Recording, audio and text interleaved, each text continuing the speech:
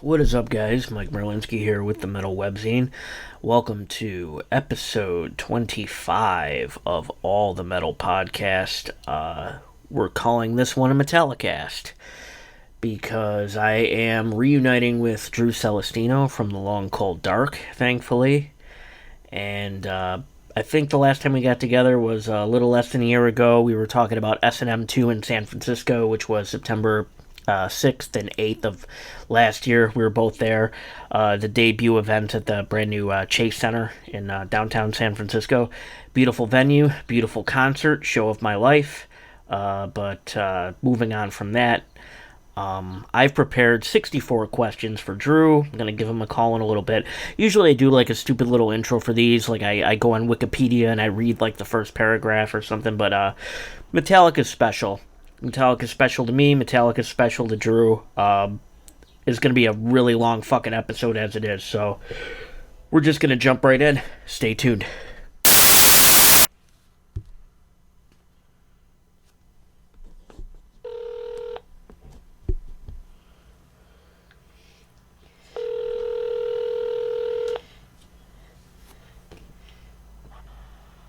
Yo. There he is. I have been so fucking stoked about this. Yeah. Yeah. Oh, the pressure's on now, man. No, this is great. This is great because this is like a reunion after our S&M 2 episode. Dude, I was just going to ask you, is that the last time I saw you in person? And if so, I'm ashamed. No, I'm pretty sure. It's been... We're closing in on a year. Actually, you know what?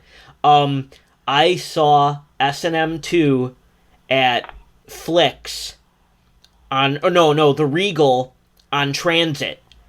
And I saw you and Jason there, and I yelled to you in the parking lot, and neither of you heard me. But technically, that was the last time I saw you in person. Well, that's the last time you saw me. Right, yeah. The last time you saw me was in San Francisco, that's right. Yeah, for real. Well, I'm sorry about that. Oh, that no. was funny, man. I ended up bumping into so many people at that Transit screening. It was crazy. Yep. I saw Frank Lombardo, Mike Stuck. I saw Larry Gomez. I saw a handful of people from the scene there, and Mike Jeffers too. Yeah. That was a good turnout. Yeah, it was great. It was. Who knew Metallica could bring the metal scene together at the Regal Theater? Oh, I guess well, this isn't like in my questionnaire, but like what? I'll just ask you because I know that you know. Like, when does the S&M 2 box set come out? Ooh, dude, I know it's this month, but believe it or not, I don't know the exact date. Let me triple check that for you. Right on, yeah. Because I need to know for me. Email today saying that there was a ship. I should expect a shipping notification soon. August 28th, it comes out formally. Oh, hell yeah. Yeah. So. Oh, and I was stoked. I'm sorry, go ahead. No, I was just going to say, I was so stoked to post that I was technically in a movie with members of The Long Cold Dark and Metallica. And like I said, man, The Long Cold Dark needs to start upping their rate because technically we are in a movie with Metallica. That's right. Dude, yeah, up the guarantee, up the nightly guarantee, and make a decent hospitality rider for yourselves. I mean, if Anvil can pull that off and make a career out of it, why can't I? That's right. No, you're exactly right. And you will. You still can succeed. Oh, yeah. Okay, so are you prepared for 64 Metallica questions? I'm as prepared as I can be. Okay. And if at any point you have to tap out, we can make this a series. I mean, sure. Awesome. We can do the series. We can make it a series anyway. Yes, we absolutely can. And next time, I did think about it, but I was worried about my internet cutting out. But next time we should try to get at least Jason on as well. Absolutely. That would give him further motivation to get the Metallica podcast with me going. That me and him talk about seemingly, almost every Saturday. Yeah. We never seem to actually do. Yeah. The Metallicast is crucial. Okay, so I have this divided into 3 segments, and for the first segment, I'm gonna go by album, and then I have like a particular or like a tailored mode of questioning for each album, but like studio albums only. I'm not gonna go crazy. But you can if you want. You can bring up anything you want. So starting with Kill 'Em All. Yes.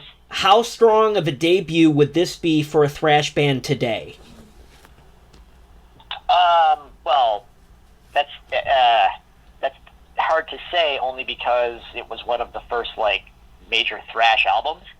Like it helped write the book on thrash. So would it pass the muster today? Probably not, only because like it's all evolved so much since then. Right. But this is the one that etched it in stone for all to kind of pick up and follow, you know? So, I mean, does that mean it would be strong today as well? I'm unsure, because again, things have changed so much, but as far as a debut album in a, scene, I can't imagine anything having much more effectiveness. Kill 'Em All is awesome. I think it would be pretty divisive. Like, I think people our age would be like, fuck yeah, that's great. And, like, younger thrash fans would be like, okay, boomer about it. So... Well, yeah, but again, it's like I said, it's kind of because things have changed so much, and the kids today are more into bands that spawned after Kill 'Em All, gave them the guidebook, Yep. What is your favorite track on Kill 'Em All? My favorite song from Kill 'Em All? Yep. So they're all like classics. So I guess I was gonna say the cliche answer would be ... but like I guess any one of them would be cliche in a way. Yes. So, if I have to just pick one, top of my head, without thinking about it, I'm gonna say the Four Horsemen. Perfect. Yeah, that's a great one. That song tells a story. That may shock people for me, because that's a quote unquote Dave song. So No, it's a great song. It's a great song. Like, musically, it tells a story. It's fantastic. No, it's great. I mean, the song is the song, and it's a great song. Yeah. It's just that, sorry, but Dave's lyrics suck on that song. So, when they made it into the Four Horsemen, suddenly it became a whole lot more. Like, it took this kind of cheeseball concept that Dave had going and turned it into kind of an epic, Sure. About the Four Horsemen of the Apocalypse, and there's 4 members of the band, so it's kind of a rallying cry as well, and it just elevated the whole thing. Yep. Yeah, I think that's my favorite from Kill 'Em All as well. I'm pretty sure it is. But I mean, I was almost going to say No Remorse, though, as well. So, yep. But gun to my head, it's Four Horsemen. Yeah, right. Awesome. If you could change one thing about Kill 'Em All, what would it be? I wish James's voice had developed sooner. Yeah, but that's a great answer. That's literally the only thing I would change about it. I mean, the production is a lot rawer than what they, eventually settled into, even 2 albums later on Puppets. But it's old school thrash. For what it was groundbreaking. Yeah, it sounds great. I wouldn't necessarily change the production on it, but James's voice, clearly, he was like 18 years old when he cut that record. Yep. So he sounds super raw, super young, and just a few years later, he'd be so much more powerful and so much, more. His voice, he really grew into himself and better. Yep, honed his craft. Yep. Mm-hmm. Yes. So that would be that's like the only thing I would change about it. Awesome. Okay, so hypothetical situation. Imagine a band with Dave Mustaine and Kirk Hammett sharing guitar duties that has longevity. So what are some things you'd imagine hearing from a band like that? Oh boy. Well, I don't know. Nobody knows, and that's why it's awesome. No, well, you know what though? You know what's interesting about that? Now that I'm thinking about it, is like Dave, clearly in the early days, especially, and even now, I'm not into Megadeth past a certain point, but I'm not going to totally slag Dave off in terms of his ability and what the kind of stuff he writes. So overall, I'd say it would be super thrashy. Dave would definitely bring the thrash riffs and all that stuff into it, and in his own lead chops. And now, Kirk in Metallica, I think, is kind of, I don't want to say held back, but in the context of Metallica, I think he is the more metal-y guy. Yep. To be honest with you. Yep. And, like, he's kept in check to a degree by James and Lars into the songwriting that they want to do, which often has more hooks and can vary in tempos and might not be so strictly metal. But Kirk Unchained, maybe tethered with Dave. Yep. That had like, especially like in the 80s, that could have been like insanity. Yes. It could have been. Right. But, on. You know, again, things worked out the way they worked out, and without getting too deep in, well, I'm sure you might have questions leading down this path. But oh yeah, sure. All in all, I think everything worked out just fine for everyone involved. Yep. I mean, I think Dave had, lingering emotional baggage, which he brought to the table every now and again, like even two members of Metallica, but that's just, it is what it is. Yeah, I think he still does, to be honest with you. Oh, sure. Nobody likes to be number two, But the thing that I think that maybe it's easy for me to say as just a fan of both bands, but like, yeah, not having lived through what he lived through, but my God, man, that guy had a career any one of us would have killed for. Yep. Oh, like, yeah. He has nothing to be ashamed of, and he has nothing to, I don't know. Yep. He still went far. As an outsider. Yeah, regardless of how things ended with Metallica, he still went so far. Of course. Yep. So, on Kill 'Em All, what was the first riff on the album that you learned how to play? Oh, what a good question. It was either Seek and Destroy or Four Horsemen. And if I had to guess, it was probably Seek and Destroy, because the pull-off chuggy like that, yep. Four Horsemen, yep. that was a little beyond my my early ability when I was first learning. But Seek and Destroy had the nice plucky, Yep. and then after that it's just chug, chug the crap out of the E string, and you're in the zone. So it was probably Seek and Destroy. Right. Yeah, good beginner song for sure. Okay, yeah, moving on to Ride the Lightning. What is your favorite song on the album lyrically?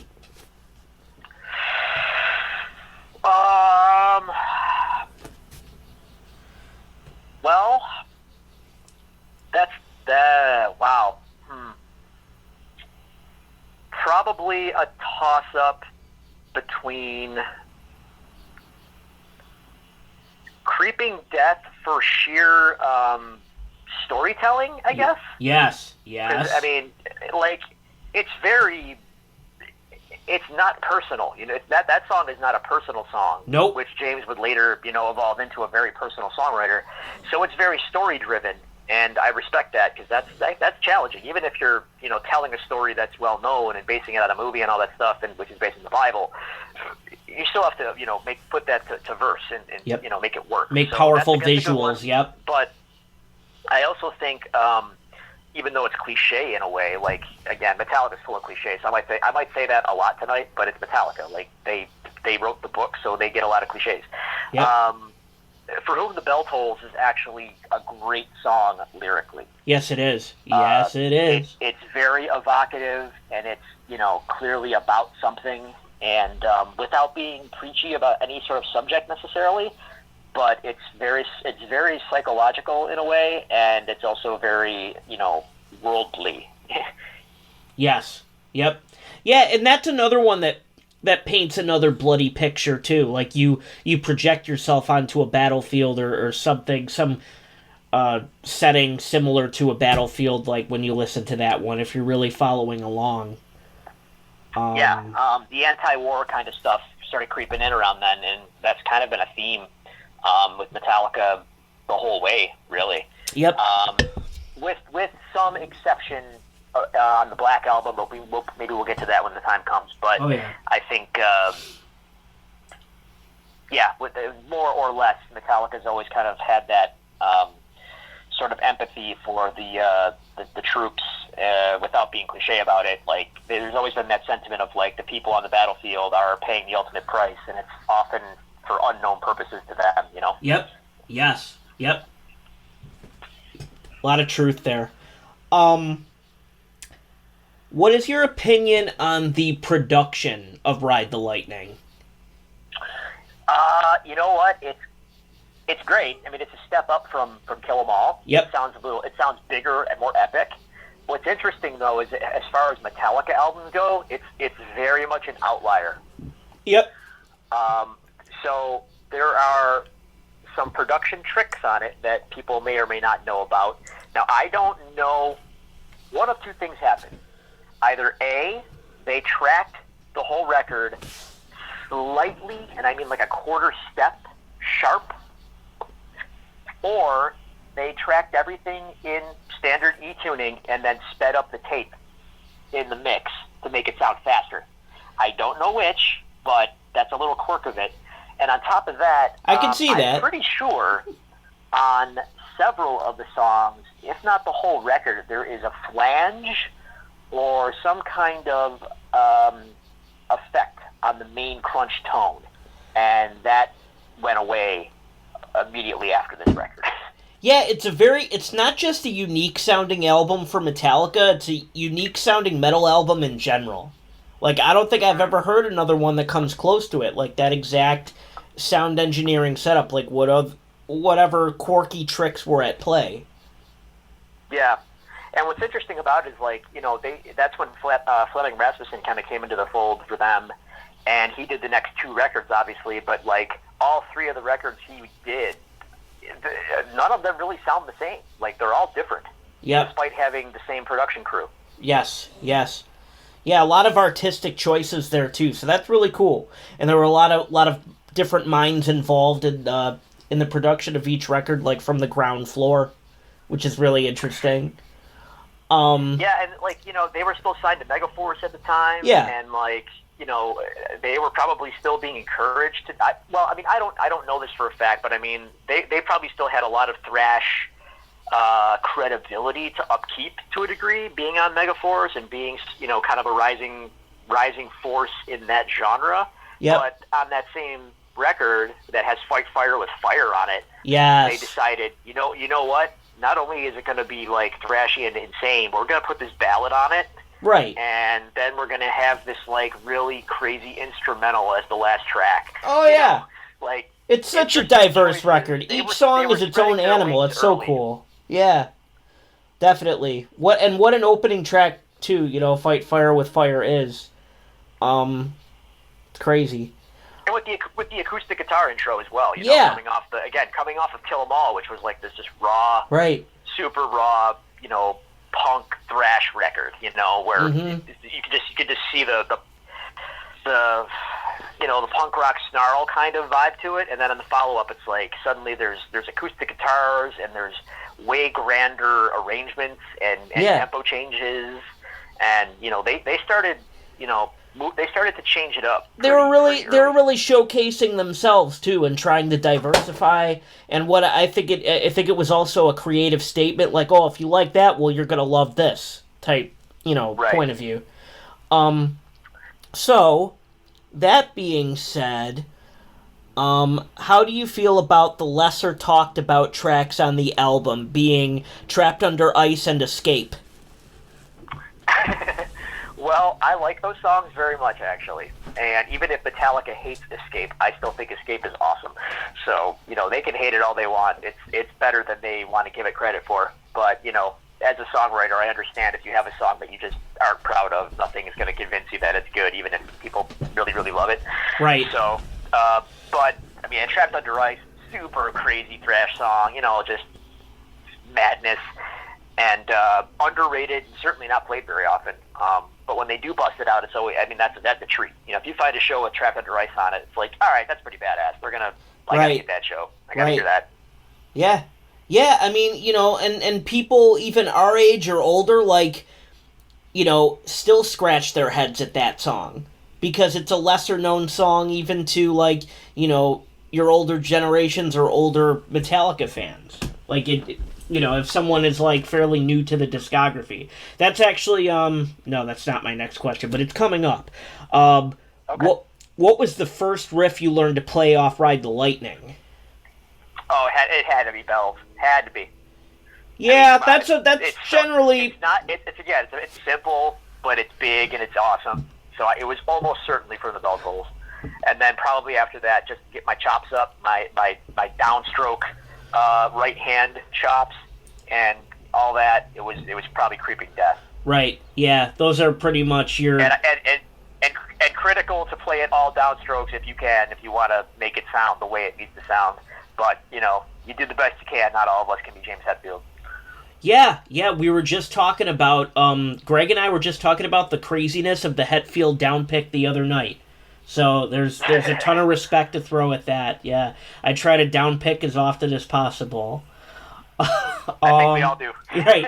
Yeah, if it can be done, it should, because it's fucking scratchy and powerful and heavy, and the weight that it adds to riffs. It's so thick sounding if you can nail it. Sort of like tentativeness of it. Okay. Is Ride the Lightning a good album for newcomers to Metallica to start with? Yes.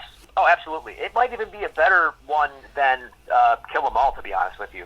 Given where Metallica would end up going, I think Ride the Lightning is a better snapshot of them as a whole than Kill 'Em All is. Yep. If you're talking about a whole discography as of now. Yep. Because again, it's got the super fast thrashy stuff, but it's also got a ballad. It's got a big epic instrumental. It's kind of got it all, and it's got some.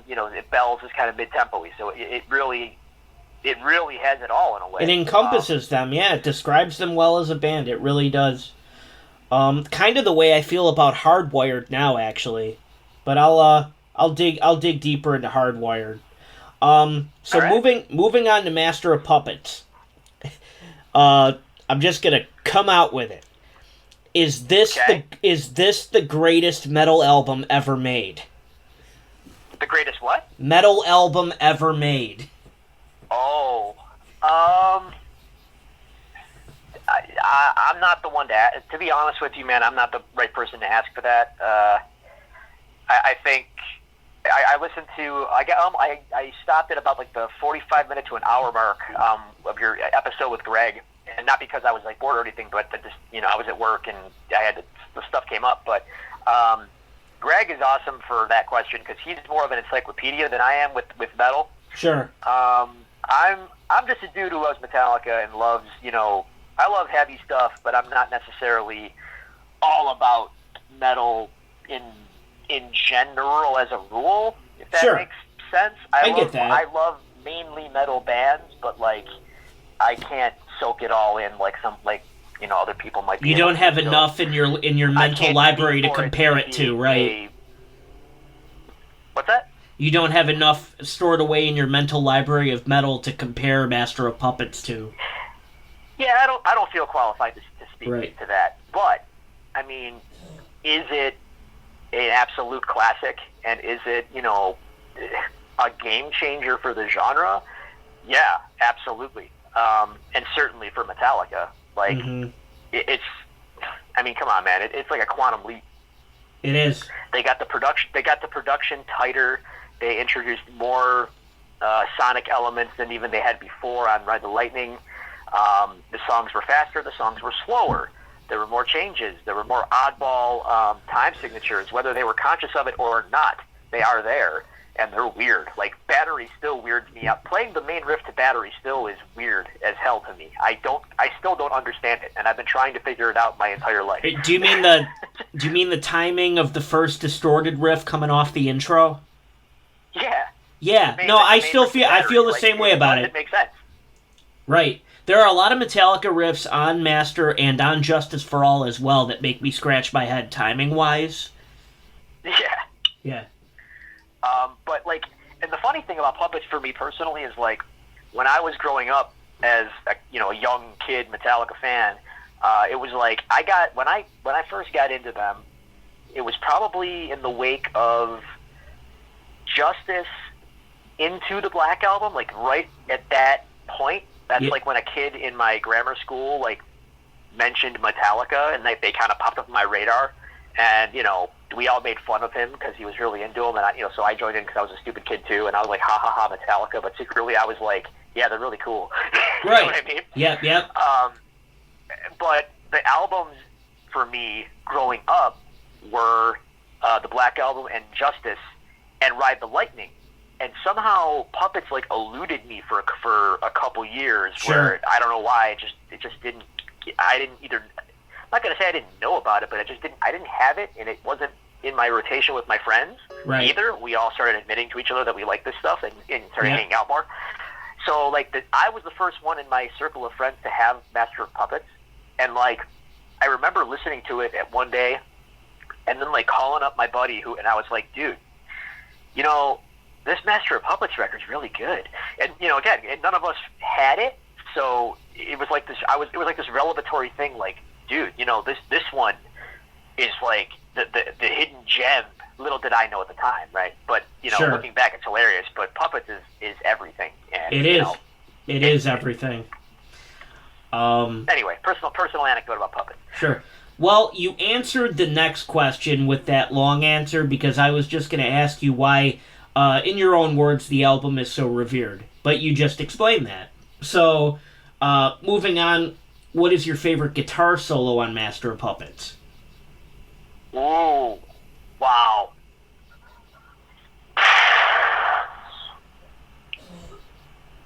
That's really hard, man. Yep. This is like, it is hard. I'm not gonna say this is Kirk at his best because like I think he got better. I'll tell you when I think Kirk got to be his best when we get to it. But, it's a journey. He wasn't his best yet, but certainly this is like he's harnessing all of his power that he had at the time on this record. Every solo is memorable on this record. It sure is. Like you can sing them almost. They are so distinct and they are so memorable on this record. So picking a favorite is really difficult. Something tells me Sanitarium. That's like where I'm being pulled. But for whatever reason, I'm also a huge fan of The Thing That Should Not Be. Yep. And like, hell yeah, he just goes off. He goes off hard on that one, and I really like it. It's great. Nobody talks about that song. That song. Dude, I'll talk about that song at length. Hell yeah.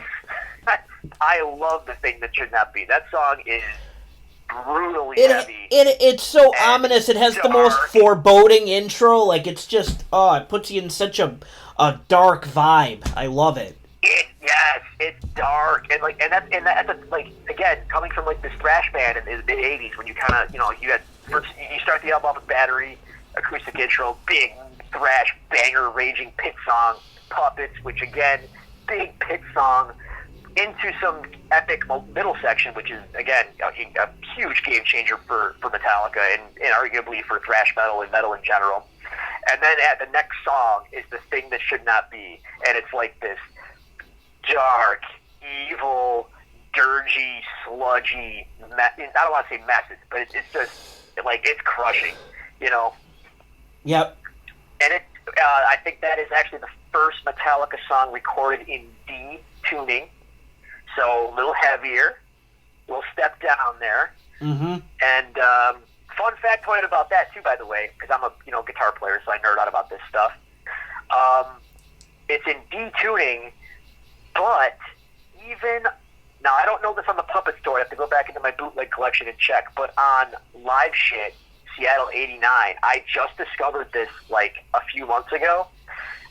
The Thing That Should Not Be is actually played in C sharp, so a half step lower even than the record. Oh, wow. In '89. Yeah, and it's like... So C sharp standard? That wow. was so mind-bending for me.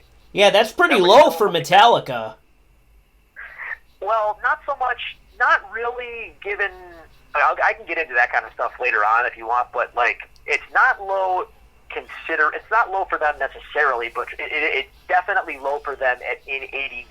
Yep. That's like at that time. That's like, whoa, what the hell are they doing? Right. Because now they tune everything a half step flat, and it's everything kind of adjusts.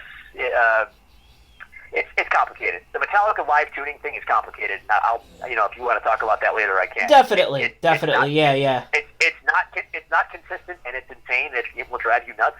But the thing that should not be was played a half step lower than the album as far back as '89. Awesome. That's pretty cool.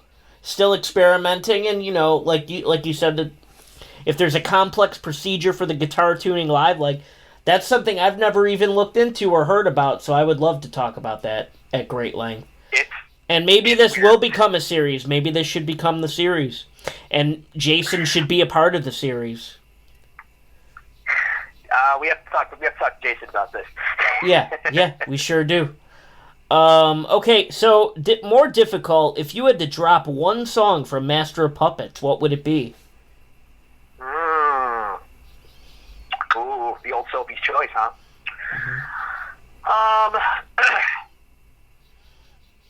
They're all great. They are all great. That's like, no matter what I say, I'm going to piss somebody off, so this is going to be difficult. But for whatever reason, right now, sitting on my porch, I'm going to say Disposable Heroes. I was going to say either that one or Leper, but I'm glad you went with Disposable. Right. Yeah, I figured it would be 5 or 6, yeah. It's tough, because, I mean, come on, the Disposable Heroes is insane, too. Like, again, that right hand, man, the right hand riff on that song, it's just nasty. And it's got another signature thing that I think most people might not even realize, but, like, they do, but they don't necessarily just attribute it to a Metallica thing. Disposable Heroes is ripe with the the patented Metallica start-stop stutter chorus or section.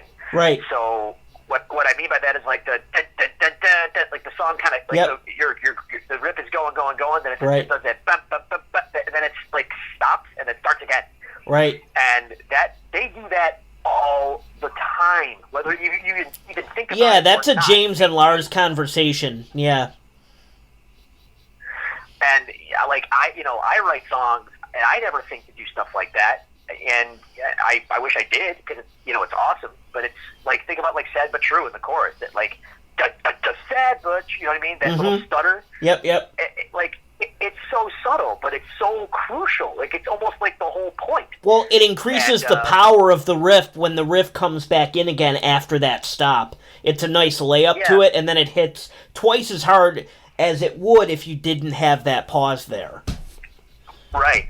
And that little stuff, man, they do it all the time, and they make it look so easy. And it's just it's stuff that I never even think to try. But Metallica just kind of like was like, oh yeah, that's just one of our tricks, man. Right. It ain't no thing.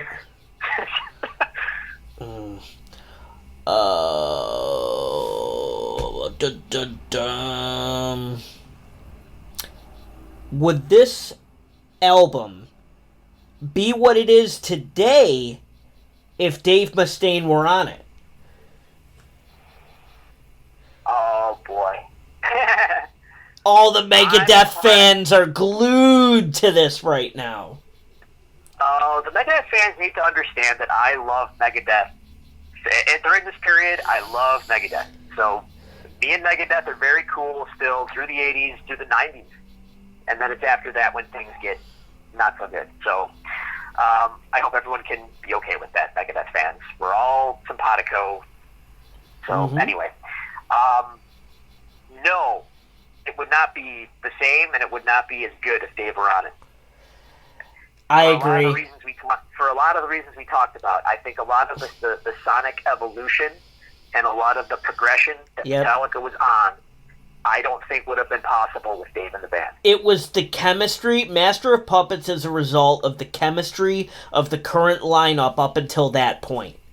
Like, the evolution of the new lineup's chemistry. That was the biggest contributing factor to what Master of Puppets is, in my opinion. So, yeah, I'm totally with you on that. Not only the chemistry between the guys, but also just the direction I feel that they were each kind of going. Like, Dave and this is I could be off base on this, but I just feel like Dave was on a mission, and again, it's hard to say, it's hard to play hindsight. Had he been in Metallica, would this still have been his mission? But early on, Dave was definitely all about playing faster and harder than Metallica, And so again, he was grinding an axe to a degree, but let's just say that he still had that mentality in Metallica, where he still wanted to play. Everything had to be faster and heavier than the last, right?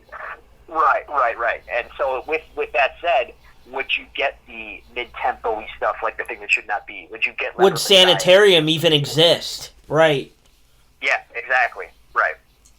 Right. So, awesome. Moving on to And Justice for All. What is your least favorite song on And Justice for All? Man, again, it's so hard to answer that.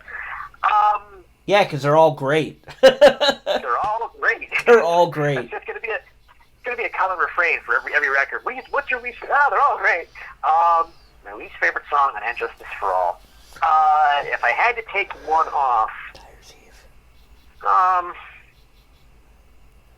I guess I would take off Eye of the Beholder. There you go. But I hate saying that, because that song is cool. It is a cool song. It is a great song. If one has to go, I think it's that one. Yeah, that's a decent answer for sure. What is your favorite Lars moment on And Justice for All? Oh, God. Because he gets a little proggy, right? Like, especially in the title track. Like, there's a little prog going on there in the drums. And that was before anybody really had a label to put on it. That was how I took it. No matter what you might think of Lars, I could spend hours talking only about Lars, because the guy's a lightning rod, and I understand that, but I love him to death, so I could talk about him forever. But I think everyone would pretty much agree, and he would too probably, that this was like the height of his, air quotes, technical ability. Yep, for sure. He has a lot of moments on this bad boy. Wow. I mean, the drum break to One is iconic, so yeah. It's easy to say that, but he's got a lot of great moments on this record that are just great fills, and, you say what you want about the production. The production, to me, it wasn't until, honest to God, like the last 5 years, 10 years maybe? I don't know. I can't remember, but it's been recently that I'm finally hearing all these people talk about how the drum production on the album is terrible, the drums sound like crap, and it's I don't know, dude. I never felt that way. The kick drum kicks, and it's got that high end snap to it that Pantera would later use to even greater effect. Sure. The Justice drum sound is freaking iconic. I think it's huge. And the crack of the snare drum on Justice is is it dry? Yeah, it's dry. There's not a lot of room sound on it, but it cracks. It cracks hard. So I'm just thinking about Blackened, when it goes into the riff after the solo, and Lars is just doing those little subtle snare fills. Yep. And it's it just kicks ass. It sounds awesome. Oh yeah. Not So to mention, man, his floor toms are just when the To Live Is to Die comes in, when it comes banging in off the acoustic intro. right. Dude, you can hear your speakers struggling to contain the bass, right? That low throb, right? So what are you going with? Subtle snare rolls and Blackened, or is it too difficult? I understand. I mean, I'm going with I'm going with all his snare work on Blackened. Cool. Over the one break. Blackened is and we were talking about timing earlier. Blackened is another one that has crazy fast guitar riffs, with really, really insanely fast thrashy drumming and just weird timing, weird transitions because of awkward timing. But it's stuff that Metallica does so naturally, and you don't even necessarily notice it the first time. Yeah. That song is nutty, man. That's like Battery again with the weirdness, with the timing. And my favorite moment in that song, and they cut it out live now, which pisses me off, and I could spend an episode talking about just odd Metallica live changes that annoy the shit out of me. But like the Four Horsemen, like when they play the Four Horsemen and they cut out the middle of the song. Is after the solo. After the solo, they go back to the main riff, that part. Yep. But then, after one round of it, they change the riff slightly, and it's awesome. Like, it's just this little change, and it just rules. It's just this little change, and they go into the last verse, and it's like, dude, that's badass. Yeah, I like There's a variant of that riff that is kind of descending, but like that's during the solo, yeah. Right. Yeah, that is like, I think that's like a top guitar moment for me in that song. Like, I just love that arrangement coming off of the arrangement before it. Yeah, it's a kick-ass track, man. Mm-hmm. Props to Newstead for bringing that, getting that ball rolling on that track. Mm.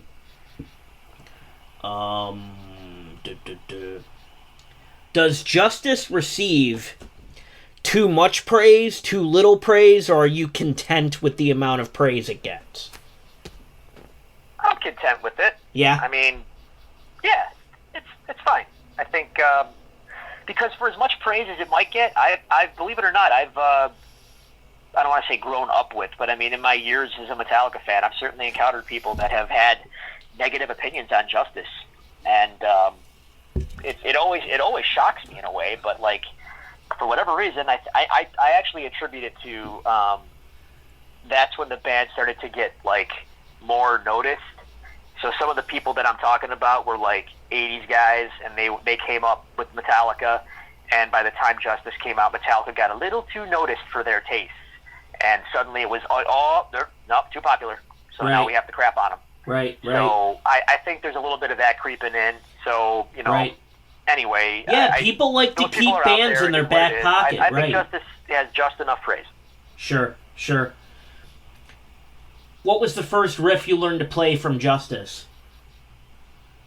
See, now it gets complicated, because every riff on that album is freaking weird. So sure is. I'm sure it was the main riff to One, the opening. Right.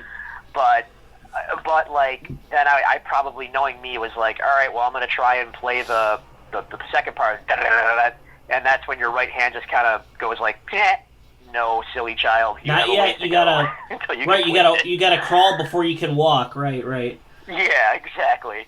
So from there, knowing young teenage punk ass me who didn't want to put that much effort in right away, let's learn the simple ones first before we can, tackle the big ones. It was probably actually the main riff to And Justice for All. Like all that stuff. Yep. I'm sure that was the riff I learned after that. Awesome. What's your favorite single lyric or line from this album? Oh my God. I mean, this is a very evocative record lyrically. Kind of political.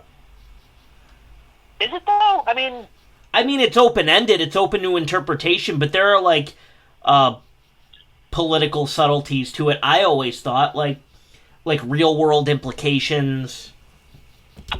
Well, it's clearly about the justice system and money and all that stuff, and that's that's topical. I don't know if that's political, but it's certainly topical, and that applies to any, to be honest, any country, anywhere. Sure. Eye of the beholder, to a degree, is, you could argue it's political a little bit. Talking about freedom of choice, freedom of thought, and how much do you really have, and all that. But that, outside of that, I don't know that it's super political. My favorite lyric, though, God, again, this was like, as the band, the wild thing about Metallica is like you literally got to see them mature in real time, so to speak. Like each absolutely record is like this, right, quantum leap forward into something else from where they'd been before. So, like, James's lyrics got really, really good in a hurry. And by Justice, like, he was spitting some really deep stuff simply, which is wild. Like, he could turn a phrase like nobody. He still can, but like on Justice, man, it almost seems effortless. I mean, I don't know. I can't answer that. There's so many great lines on that record. That's a fair answer. You can concede all you want. I mean, every song has at least one line that is just like gold. Whoa. Right, yeah. Deep and evocative, thought-provoking, yes, all of the above. It's as a lyricist myself, man, I struggle. You marvel with it, right? When I see guys like Hetfield like write such great stuff, it's so humbling and like maddening. It's like, God damn, dude. How do you make it look so easy? Yep. So, moving on to the Black Album. How do you feel about the production on the Black Album specifically? I think it's the greatest produced album of all time. You know what? It just might be. Did they record that live or no? I'm sorry, what was that? Did they record that live or were they tracking individually? They tracked the drum. Everything was tracked individually, but they tracked the drums with all four of them in the room together. Okay. Yeah, that's what I read. Okay. Which they had never done before. Sure, yeah. I knew there was something special about that, in the room, and they just, tracked the drums. But on this one, Bob wanted them playing together for every song. Awesome. Cool. What are your favorite transitional aspects of this album? So I mean that in terms of songwriting and the band's overall transition into the next era of the band that would follow. Well, the production aspect. I mean, you can't. Again, I say that as someone who will defend Justice's production and all that stuff. But on the Black Album, like, things got big and nasty quickly. So that was a huge step for them. But that sound of the record really was necessary for that record.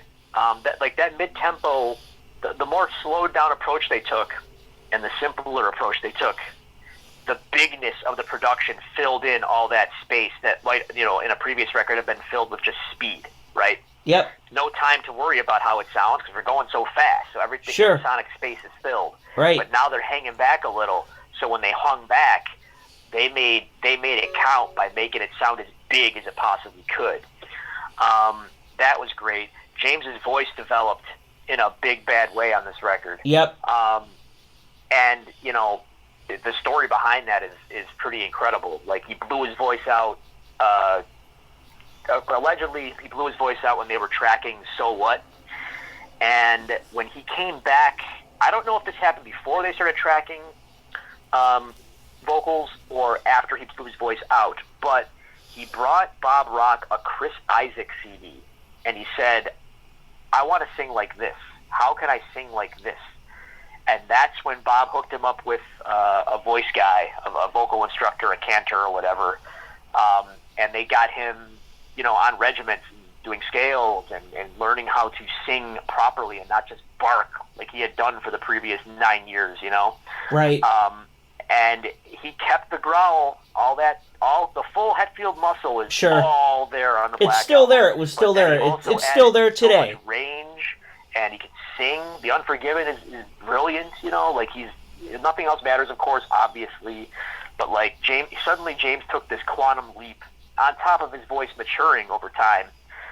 Again, going back to our Kill 'Em All, the stuff we said about Kill 'Em All, like by the Black Album, dude, the balls had dropped. James's voice was here, and like he took it far. I'm learning a lot tonight. I never learned the Chris Isaak story, so that's pretty cool. Yeah, I think that came out a few years ago, just in interviews or whatever. I think Bob Rock if you ever get a chance, there's this like really great hour-and-a-half long Bob Rock interview on like, it's on YouTube. I think it's on Gibson Guitars channel. They have these long like conversation pieces with different musicians. Yep. And the one with Bob Rock is just fascinating. And I think that was one of the details that came out. Might have been on there, but it might have been before that. But yeah, like James wanted to evolve. For everyone that wants to blame Bob Rock for it turns out James went to him with a CD and said, "Help me." They wanted to change, right? And sure, he was the guy to do it for him. So awesome insight, but anyway, dude. So my okay. So now we're getting into like other transitional elements. Kirk's style on this record. Now this is when I feel Kirk started to really come into his own and become. He's almost at the height of his powers in '91. There's going to be guys that are going to say that he was already starting to shit the bed by this point. Yada yada. I disagree. This is like '91 to like '97. Kirk Hammett is peak. That is peak Kirk Hammett. So on the Black Album, you are getting some of his best work by far. He figured out how to make the licks even more memorable, how to integrate more of the bluesy stuff with the crazy, shred routine.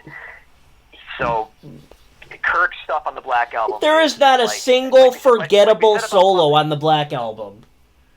What's that? There is not a single forgettable solo on the Black Album. You're absolutely right. No, not one. Just like we said about Puppets. Like, Kirk knew, and I said knew, past tense. We'll get to that. Kirk knew how to write a memorable, hooky solo back then. Yep, right on. That sounded so backhanded, but no, because we are going to get there. We're going to get there. And I think we're on the same page, and we're totally going to get there. Okay, so if Enter Sandman had never been recorded, name another song to replace it as a #1 single for the Black Album. Well, the album had 5 #1 hits. No, I get that, but what is it? What do you put in the driver's seat if Enter Sandman was never recorded? What ends up being the closer for every live set ever? See, the funny thing about that is they wanted, Bob Rock wanted Holier Than Thou to be the lead single, because, it was, had the speed and, the kind of... Oh, it's a great song. It's a great track. And it's a great track, but, it's not... It's not a single. It's not a single. Right. It's a great Metallica track, but it's not one that I want in the set every night. I love when it comes up in the set, but it's by no means a staple, right? I think Sad But True could have easily slid right in there as that song, or Wherever I May Roam. Although Wherever I May Roam, the more spacey vibe of it definitely lends itself to a deeper cut, which it is, and it was not the lead single on the record, so I guess that makes sense. That's hard to say, man. Sandman just, for all people, I know we're all sick of it, right? But yet, for as sick of it as we all are, hey, I was screaming. I've really come to appreciate it. At S&M 2 last year, I was screaming. Every show I've gone to in the last 5 years or so, ballpark figure, God damn it, if Sandman isn't like the song that everyone just goes crazy to, I can't deny the power, man. I can't. I've heard it, probably a million times somehow in my life, but even last year at S&M 2, it got to the end of the set, I was screaming it. I went apeshit bananas for that song, and I didn't before I even knew what was happening to me. I was going bananas. Of course, we'd all, the hardcores in us, we would rather have, Shortest Straw there, or, something like that, or, Trapped Under Ice or something, something crazy, right? Of course. But, dude, it's Enter Sandman. It propelled them into the stratosphere. And when you're there at that show, man, you can't help but just be like, God damn, people go crazy to this song. Oh It's yeah, infectious. It's great to see. I love, and it unites. Metallica shows unite every age group, and they unite the world. People come from all over the world to see Metallica. Like it's really inspiring. I'm glad you said that, because that's something that maybe like the individual fan kind of doesn't care about or appreciate to a degree. Like, they are a global band. Phenomenon. They're a fucking phenomenon. I can't fathom that level of bigness and fame. The power of their music reaches that many people on a deep level. Like, you can have your fits about Metallica and say that they suck or they sold out. All the arguments we've all had a million times, and we'll continue to have forever. But like, dude, those arguments don't matter when you think about their global reach. Like, it's not selling out to some company that made their music connect in a way with so many people around the world. Like, that's not some boardroom decision that gets made. There's something else happening there. That's a real phenomenon. That's a real thing. And I can't fathom it. I don't know how it happens. That's magical. And like, if Sandman is the song that did it, then goddamn, dude, respect. Because that's insane. Oh yeah, I never got to see Metallica live until a year ago, and I remember being at the show and realizing that I was the only person in my row who spoke English. Like, I was surrounded by people from Venezuela and Brazil who at least seemed to only speak Spanish. So, like, I was like, this is crazy, and then I noticed all the flags, and all the signs that people made, and I was like, this is fucking bonkers. Yeah, dude, that show was wild. Like, just walking around the city that weekend was like so insane. You couldn't walk. There were Metallica shirts everywhere. You got into a conversation about Metallica on every street corner. Yeah, and with people that were from all over the world. Like, oh my God, what a thing that was. But again, that speaks to their global reach. Yep. Which is just insane. Oh yeah. Okay, so the Black Album is definitely the record that got them there. Oh, for sure. I mean, they were already on the path, right? But the Black Album was the right album with the right sound at the right time. Oh yeah, hands down for sure. Really, yep, 91. Yep. Very difficult question with regard to that album. What is your favorite single riff on the whole Black Album? On an album chock full of riffs. Right. Great riffs. God. This is not a disrespect, and this is, I feel like I have to quantify, like, every answer, because I don't want to, like, piss somebody off. You have to understand, I'm saying this as someone who can play most of those riffs and loves them to death, and they're part of my DNA. Sure. But, like, my favorite, like, two, and probably because they're just a little esoteric and they're a little off the beaten path, and it'd be easy for me to just say the sad but true riff, but I'm not going to say that, even though that riff is badass. My favorite two, I'll give you two. One, Through the Never,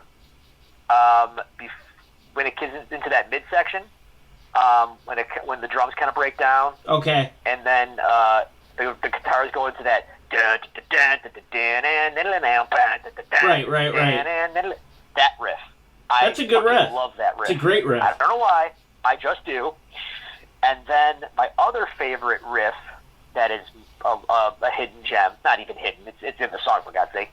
In The Struggle Within, the riff after the guitar solo. So the guitar solo does that stutter thing. Sure. And then when it comes back in, that riff.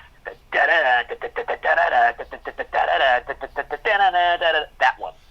That is a good. That is another great moment. That's not just a good riff. That's a great moment on the album. What's that? It's not just a great riff. That's a great moment on the album. That's a great moment in time. What you just described. Yep. And that's yep. Again, another stellar Kirk solo, by the way, on that one. Struggle with that. So if you haven't watched, for all this stuff, man, if you haven't watched A Year and a Half in the Life of Metallica, you have to watch A Year and a Half in the Life of Metallica. Mm-hmm. Yep. Mm-hmm. Mm-hmm. Yeah, that one I've seen. Cunning Stunts, Cliff 'Em All, the first S&M, which I think Jason was at, actually. He was, and well, okay. So here's he had your name. He had your name, right? We're not talking about S&M 1 yet, if we were going to talk about it at all. But here's a fun factoid about that. Is in terms of Jason Oberg and myself and S&M 1. Well, he had your name, right? He used your name. Jason Oberg, yes, he was physically present at S&M 1, but on paper, that was me. Right, because they weren't checking IDs and shit. Like, he just used your fan club membership or whatever. Yeah, he said he was me, and then he lost his wallet on the flight. That is badass. I couldn't go, so I let him use my fan club membership to get tickets, and he went, and he's on the home video, and I'm not. Yeah. He said he would point it out to me. That's one thing I need to see. I need that pointed out to me is Jason in that 3,500 seat club for S&M 1 for sure. Dude, just watch the For Whom the Bell Tolls clip on YouTube. You will see his face. They zoomed in on him. Okay, now that I know the song, I will check it out. That's fucking hilarious. That's hilarious. Okay, so I asked you this about Ride the Lightning, and pertaining to the Black Album, is this also the right album for new fans to start with? Yes. Yeah. Yeah. I mean, fuck yeah. Like, it's now it might not give you the thrash side as much as, Ride the Lightning might, but goddamn, dude, so many songs that just crush and are just classics, all-time classics. And you get enough of the taste of the speed on songs like Through the Never and Struggle Within. So you get a little bit of pace there. But I mean, this is a good. I mean, it's really like it's kind of the. It's the signpost, I guess, of between where they had been and where they were going. It's that midpoint in a way. So yep. You can get on either side of it and say this is the one you could start with. Mm-hmm. Yep. Because honestly, if you were to start with it and then just go back one to Justice, it would make sense. Yeah, you'd have it all. You'd have a clear picture for sure. That's a good point. But it makes sense. But it would make sense. Like you would still get the continuity of the riff style, the guitar style in the voice. Right, because it wasn't that big of a jump. But then right. if you go one album later from the Black Album, you could also kind of go like, oh, it's the same band. Like they just stripped it down a little bit more. A lot of people would disagree. A lot of people would disagree with you there pertaining to the jump from 91 to 96. And with that in mind, we have arrived at the Load Twins. All right. So, what was your first impression of Load?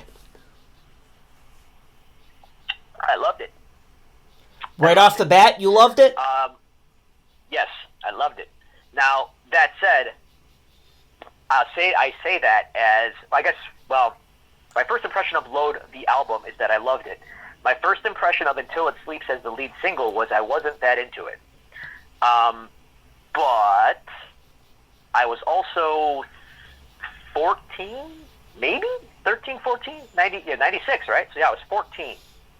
I was very impressionable to, people saying shit at the time, right? Right. And a lot of my crew at that time were older than me, and they had been with Metallica longer than me, and they had already gotten on that train of they suck now, they sold out, yada yada. So I had a lot of that kind of being not pushed on me, but that was all in the air when that song came out. So frankly, though, I know now, and I can look back on it, most of that blowback was image-based and not necessarily Sonic's. If they had come out long-haired still and leather jackets and the whole This is totally the next question. Your answer... Those people wouldn't have said shit. Like, maybe they would have, but it would have been a lot less. But here they show up, they cut their hair, and, you know, they're in this video, and, like, there's makeup involved. Yep, and, like, the mascara and shit, yeah. Never mind the fact, though, that, like, they're wearing makeup in the video, but the whole video is, like, this stylized nightmare. So it's just as easily as part of the concept of the video. It's not just them, like, this is how we look now, man. It's like, also an artistic choice for that particular video, right. So, you know, whatever. But then there's, like, there's a simple, like, post. Again, I'm talking about the mentality of, like, a junior high kid here. So, like, at that time, grunge and alternative music was kind of popular, like Nirvana. And I love Nirvana, by the way. So I'm not trying to, like, slag Nirvana. I'm just framing this for the conversation. So, like, the Until It Sleeps drum beat, the like the kick snare. That's the same drum beat that's, like, on Smells Like Teen Spirit and, like, Heart Shaped Box and shit. Right. So, like, there was going to be those metal kids that were going to be like, they fucking suck now, and Lars sucks at drums, and they're ripping off Nirvana's drum beats, like that kind of talk. And, you know, that's fucking whatever. Like, that's meaningless. That's such a generic drum beat, though, that could literally be fucking anybody. So it might as well be Metallica, you know, because it fit the song.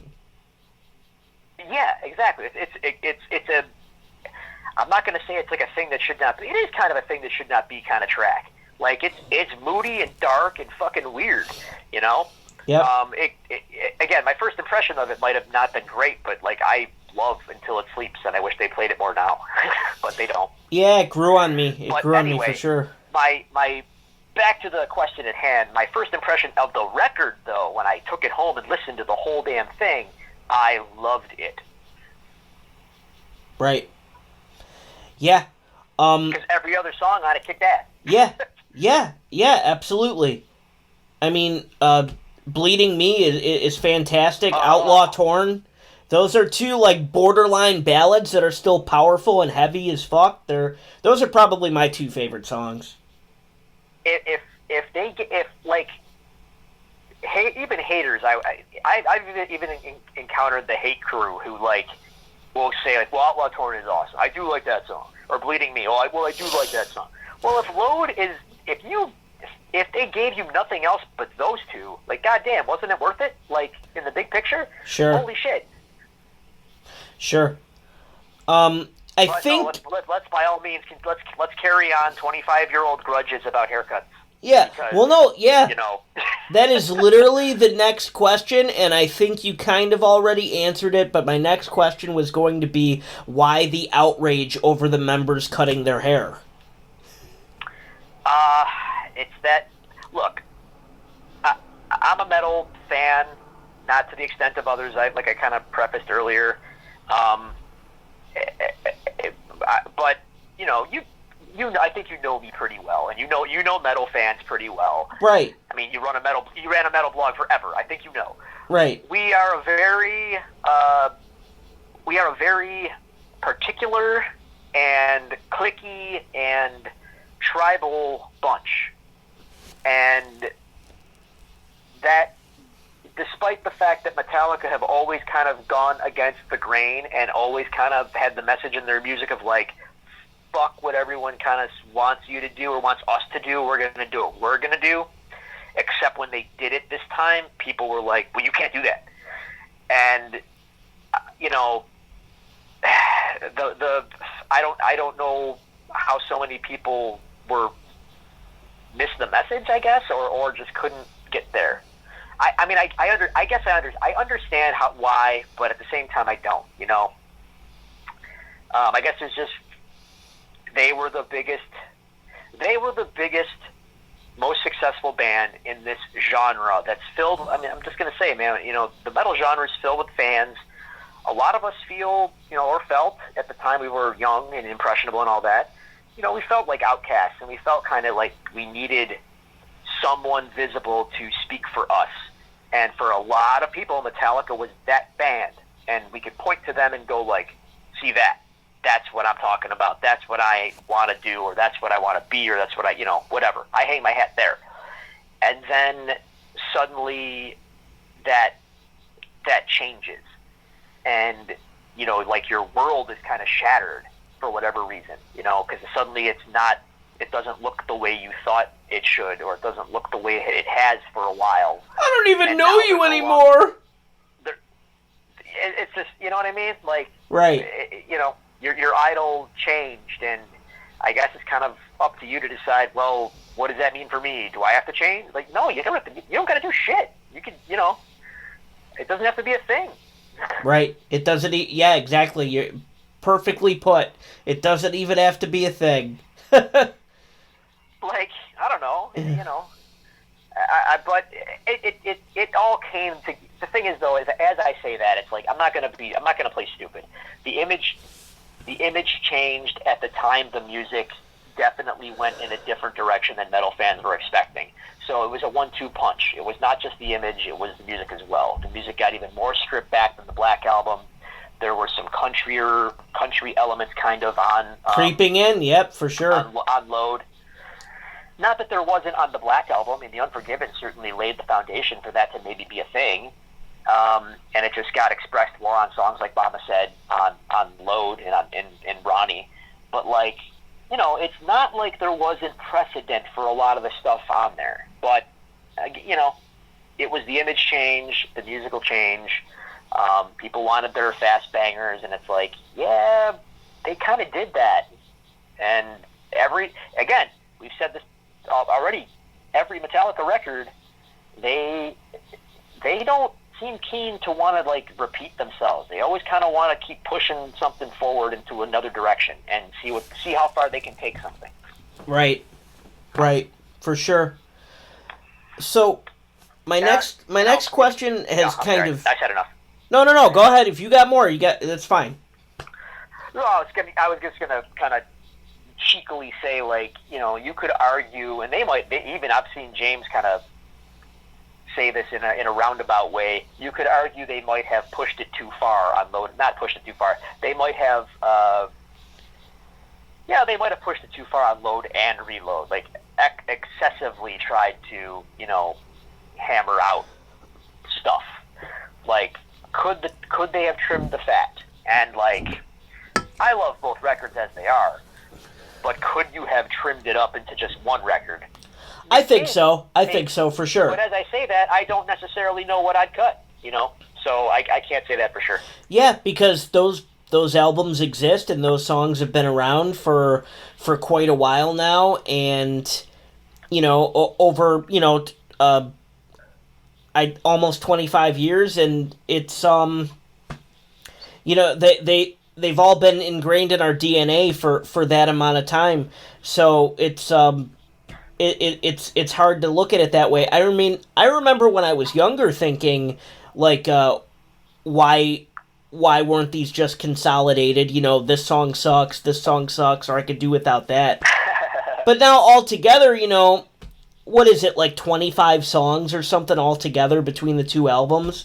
And it's just, they're all great in their own ways. I mean, yeah, there are still songs that I think are better than others, but I've grown to love all those tunes. Like, even Fixer. Everybody talks shit about Fixer. I don't mind that. On Reload, I don't mind that one. Wait. Who talks shit about Fixer? I hear a lot. Well, alright, you know what? Maybe I shouldn't, Alright, hang on. Let me finish Load. Let me finish Load, and then we'll get into Reload, and then we'll talk about Fixer. Okay. Okay. Well, no, like, dude, so if you, I want to get out there, man. Like, I had this kind of revelation recently. This is like when I would argue you had Kirk Hammett at the height of his powers. He really was dialed in at this point into where he had been and what he was doing currently. And this is like his style on this record and on the tour. That's what I think of when I think of Kirk Hammett. So Right. for me personally, this is Kirk at the height of his prowess. Yeah, he was more of a songwriter. He was more of a songwriter with his solos by this point. He wasn't just trying to shred anymore. And he was diversifying and utilizing more equipment, using more effects, incorporating more blues, and it's all very, very evocative, very cool stuff. And I'll bring up these songs again, especially in Bleeding Me and Outlaw Torn. Those songs are incredible. Yeah, I was just going to say, those two, man, come on. He is, goddamn. Those are some of his best days at the office, ever. Right. Ever. And unsung, whatever. I've already said I could do the whole episode on Lars, but this might not be his fastest, most complex work, but he started to approach the drums on this record in a slightly different way. And this is when he started to really focus on just being, even more so than the Black Album, being a rock solid foundation, but also his creativity with fills, accents, and just overall vibe of playing, knowing his feel really starts to flourish on this record. And maybe even, and I think more so than even the Black Album, he starts to really diversify his palette on this on Load. And again, people are going to think I can already hear people bitching about me saying this, thinking I'm just blowing smoke. But you know what? Whatever, man. I'm a Lars defender, and I think his work on Load is actually stellar. He was really in the pocket on the Load Twins in the sense that he wasn't a very technical drummer, but he was a great drummer for the songs or even for individual riffs. Every drum choice is perfect. It's ideal for the riff being played. And that's so important. And again, his ability to add his ability to accent certain, when he throws in accents, when he throws in fills, little things that take an otherwise simple thing and make it interesting. He's amazing at that. And dude, this is a whole other conversation, but we should all be so lucky to have a drummer that is that creative and invested in his own playing. I'm just gonna say that. Yep. Yeah, because a lot of people just flat out don't give a shit, but they're not, releasing platinum albums and gold albums and making multi-million-dollar business deals, with their music. So, some people are better businessmen than others, and yeah. Yeah, whatever your motivation is, it doesn't have to be financial, but just come on, man. You play as well, and I feel like we all know a million guys who can play stellar proficiently, right? Sure. But even among them, how many of them can play with real heart, real fire, and invest themselves wholly to a song that they're working on?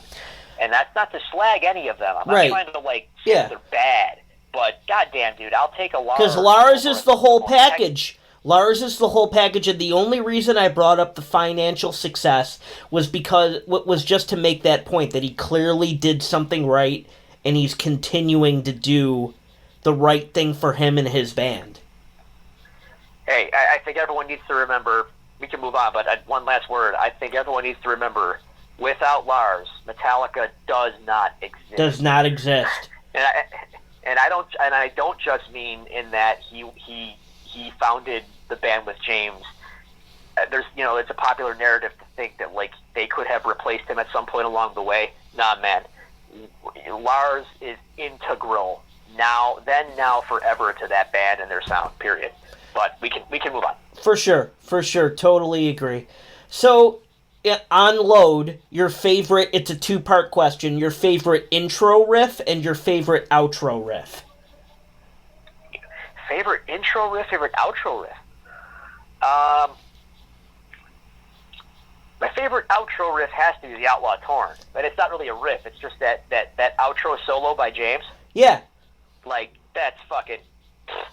It's awesome. It's just awesome. It grooves. It moves. It's fun to play. Like it's awesome. Favorite intro riff. On an album, again, Metallica. Geez, on an album full of great riffs. My favorite intro riff, though, is gonna be "Wasting My Hate." Awesome.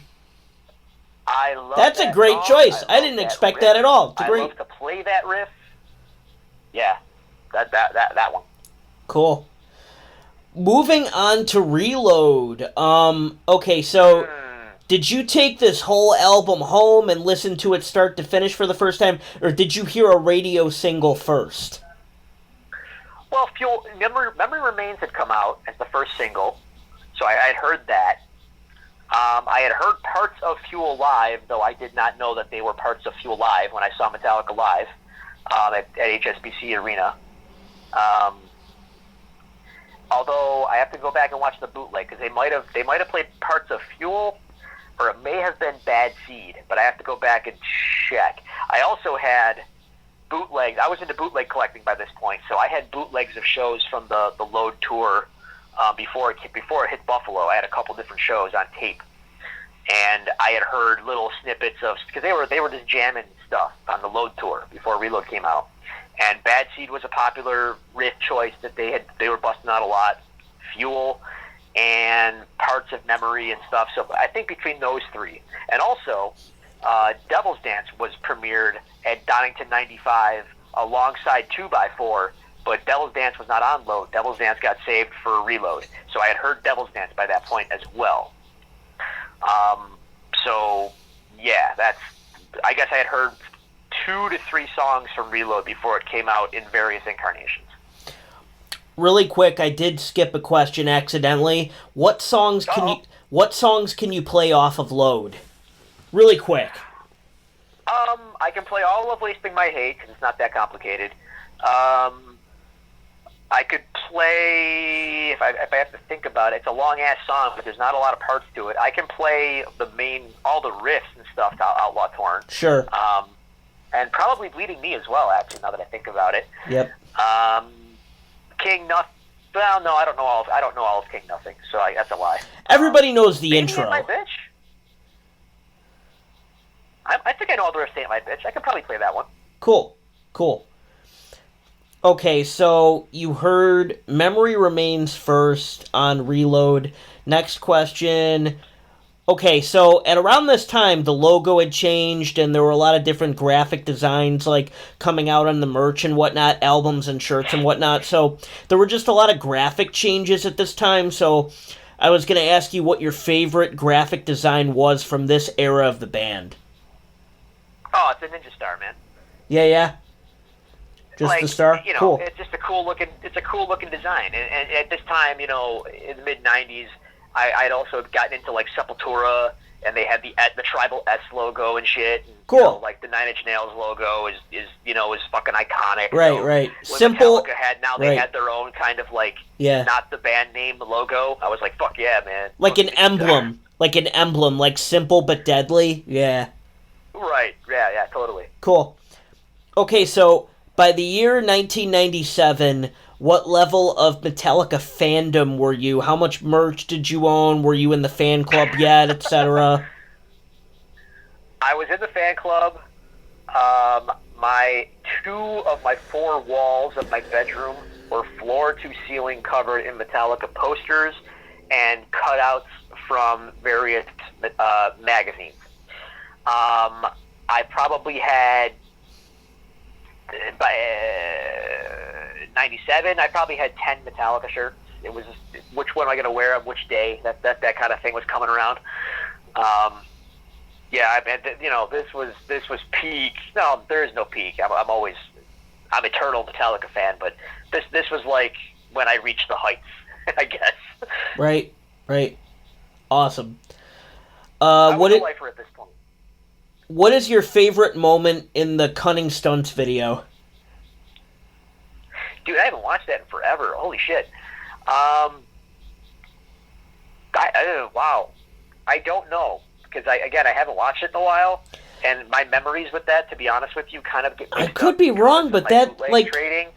I could be wrong, but like the two, there's a correlation, right? Because when I think of Reload, I think of Cunning Stunts. I think of that tour. Well, it came out after. I'm pretty sure Cunning Stunts came out after Reload. Yeah. Even though it was filmed on the Load tour. Yeah, and Fuel was a huge song, that tour. Like, that was a huge crowd pleaser, that tour. That was when it, like, first blew up.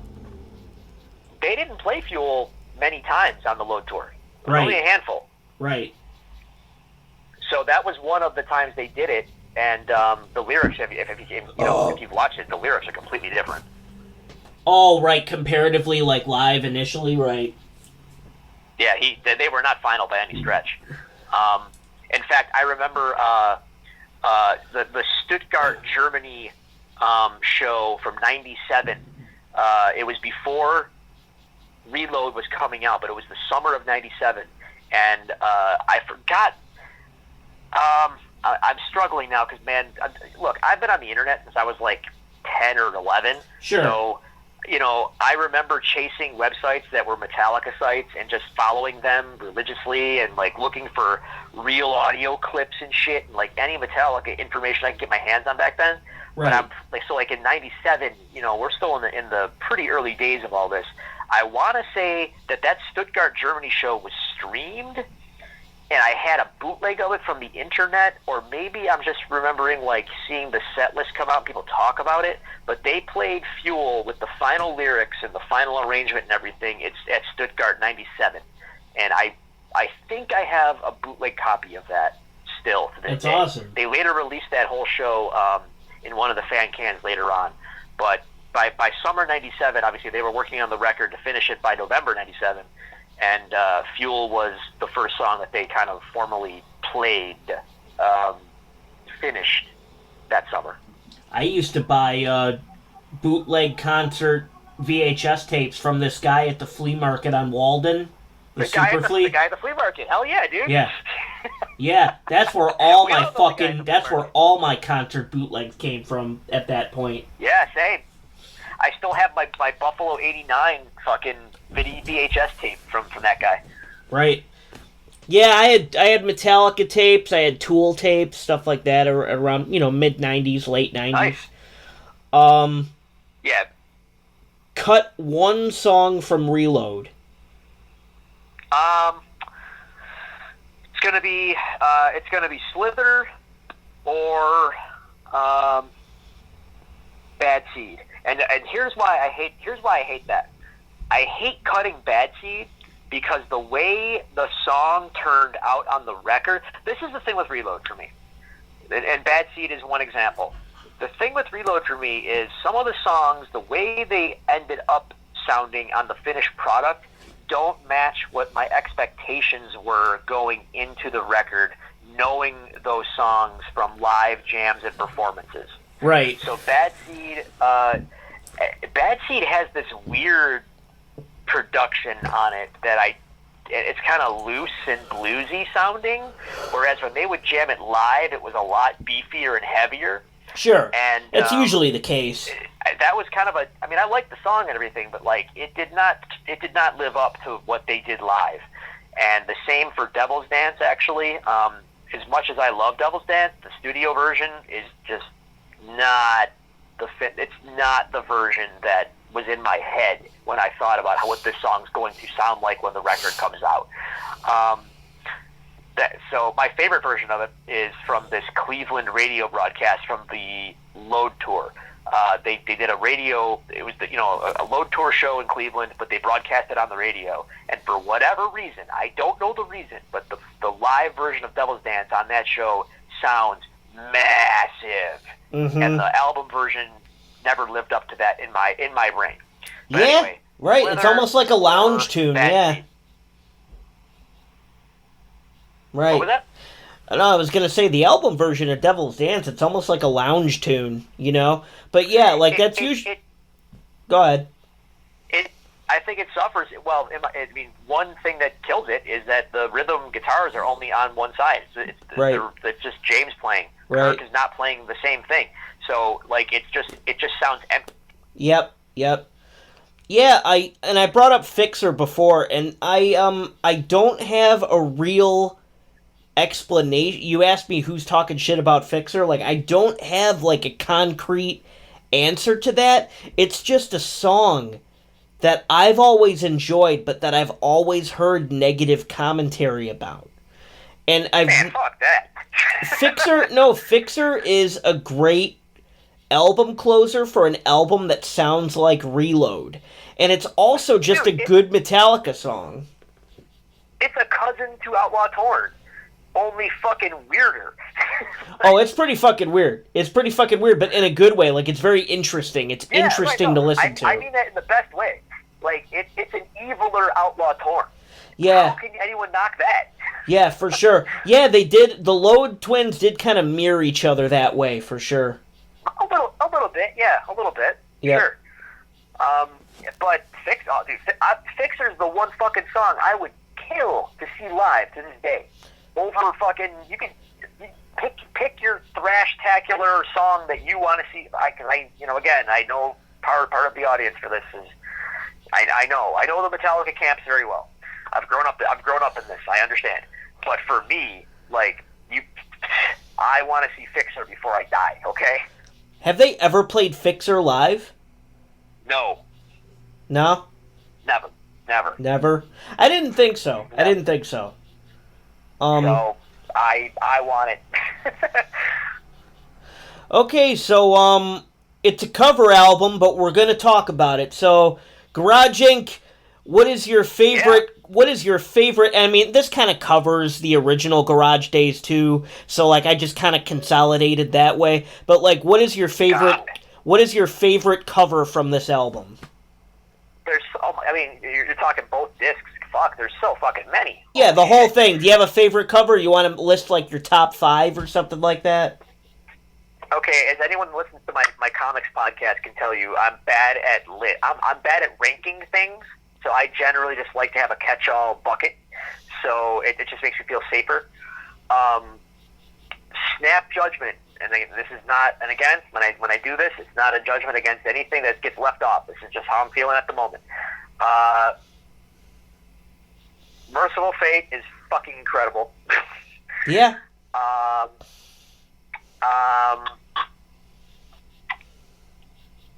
Die Die My Darling is great. How can I pick one song from the original Garage Days? Jesus Christ. The whole thing is a classic. I'm a sucker for Helpless.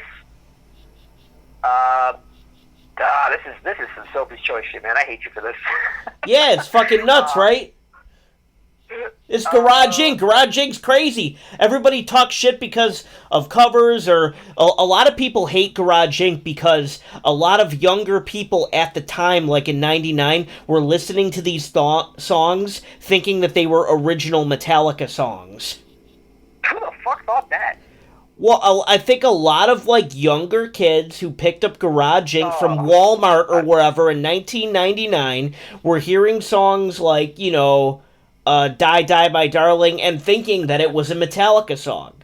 Like, and a lot of people hate Garage Inc. because Metallica, Metallica even by then was so much more popular than a lot of the bands they were covering on that album. So I think a lot of people, like younger people especially, just assumed that those were original Metallica songs. These kids need to learn the art of reading the liner notes, man. Jesus Christ. Oh, yeah. Well, I got to 3, and now I'm struggling for the last 2. So, because, again, so much good shit. I always loved Blitzkrieg. Always. And just for the goddamn production, again, the production is going to suck me in every time. Killing Time, fucking slave. Right. Yep. So, if you want, like that song, dude, just the sound of the drums come in the beginning, the guitar tone, the chug, like, fucking Killing Time, man. Kicks ass. Hell yeah. Underrated cover song. Yeah, I mean, I would go with, like, Helpless or Blitzkrieg for me. Sure. So, talk about some bands that going back to how, a lot of people were discovering bands through Metallica because of this album. So, like, talk about some bands you may have discovered because of Garage Inc. that you grew to love. I can't say well, Merciful Fate, I got into, air quotes. I know of Merciful Fate because of Metallica. I'm not going to lie. Sure. Now, I knew King Diamond was and stuff, but, like, I wasn't super into his vocal style and all that. But and based on that, because at the time I got into metal music and all that, like, Merciful Fate was already long gone, and it was basically King Diamond's solo career had already kind of gone its own way. So this was like, not this, okay, it's funny. So, Fan Can 1, Metallica Fan Can 1, the CD on it, they played all of the riffs and all the tracks that ended up in the Merciful Fate medley in a, loose jam setting. So, like, I had heard all that shit kind of before, and it's like, I loved it all because the riffs are so fucking great. So, like, when I heard the version of the medley that they did, it was kind of like, oh, fuck, I got to go back and check out Merciful Fate. And sure enough, I did. And it's like, oh, yeah, I love all these songs. These are great. And I can get over the vocal style now. I'm okay with it now because it's just part of the charm, Yeah. But Metallica's production adds so much muscle that, Yeah, they were really cool sounding covers. Metallica, because of that album, Metallica actually got me into Diamond Head. I like Diamond Head because of Metallica. Yeah. I opened for Diamond Head, and I'm still not a huge Diamond Head fan. I was 15 when Garage Inc. came out, so, like, I was into a lot of metal bands, but, I mean, there were, new wave of British heavy metal bands that, like, slipped through the cracks for me at 15, so, like, Diamond Head was one of those bands. I listened to the cover, and then I examined the discography, and I was like, holy shit. But, yeah, I thought Garage Inc. was pivotal. Like, it introduced bands to people. I thought that was the coolest thing about it. That was my first exposure to Nick Cave at all. Yep. And that's a wild ride if you want to take that sometime. I'm not saying that I'm, like, super into Nick Cave, but that was my first exposure to it, and that led me to checking it out, and it's like, there's some great shit there, but you better be ready for it. Right. Oh, yeah. Yeah, it's a slippery slope. The rabbit hole is deep. Yeah.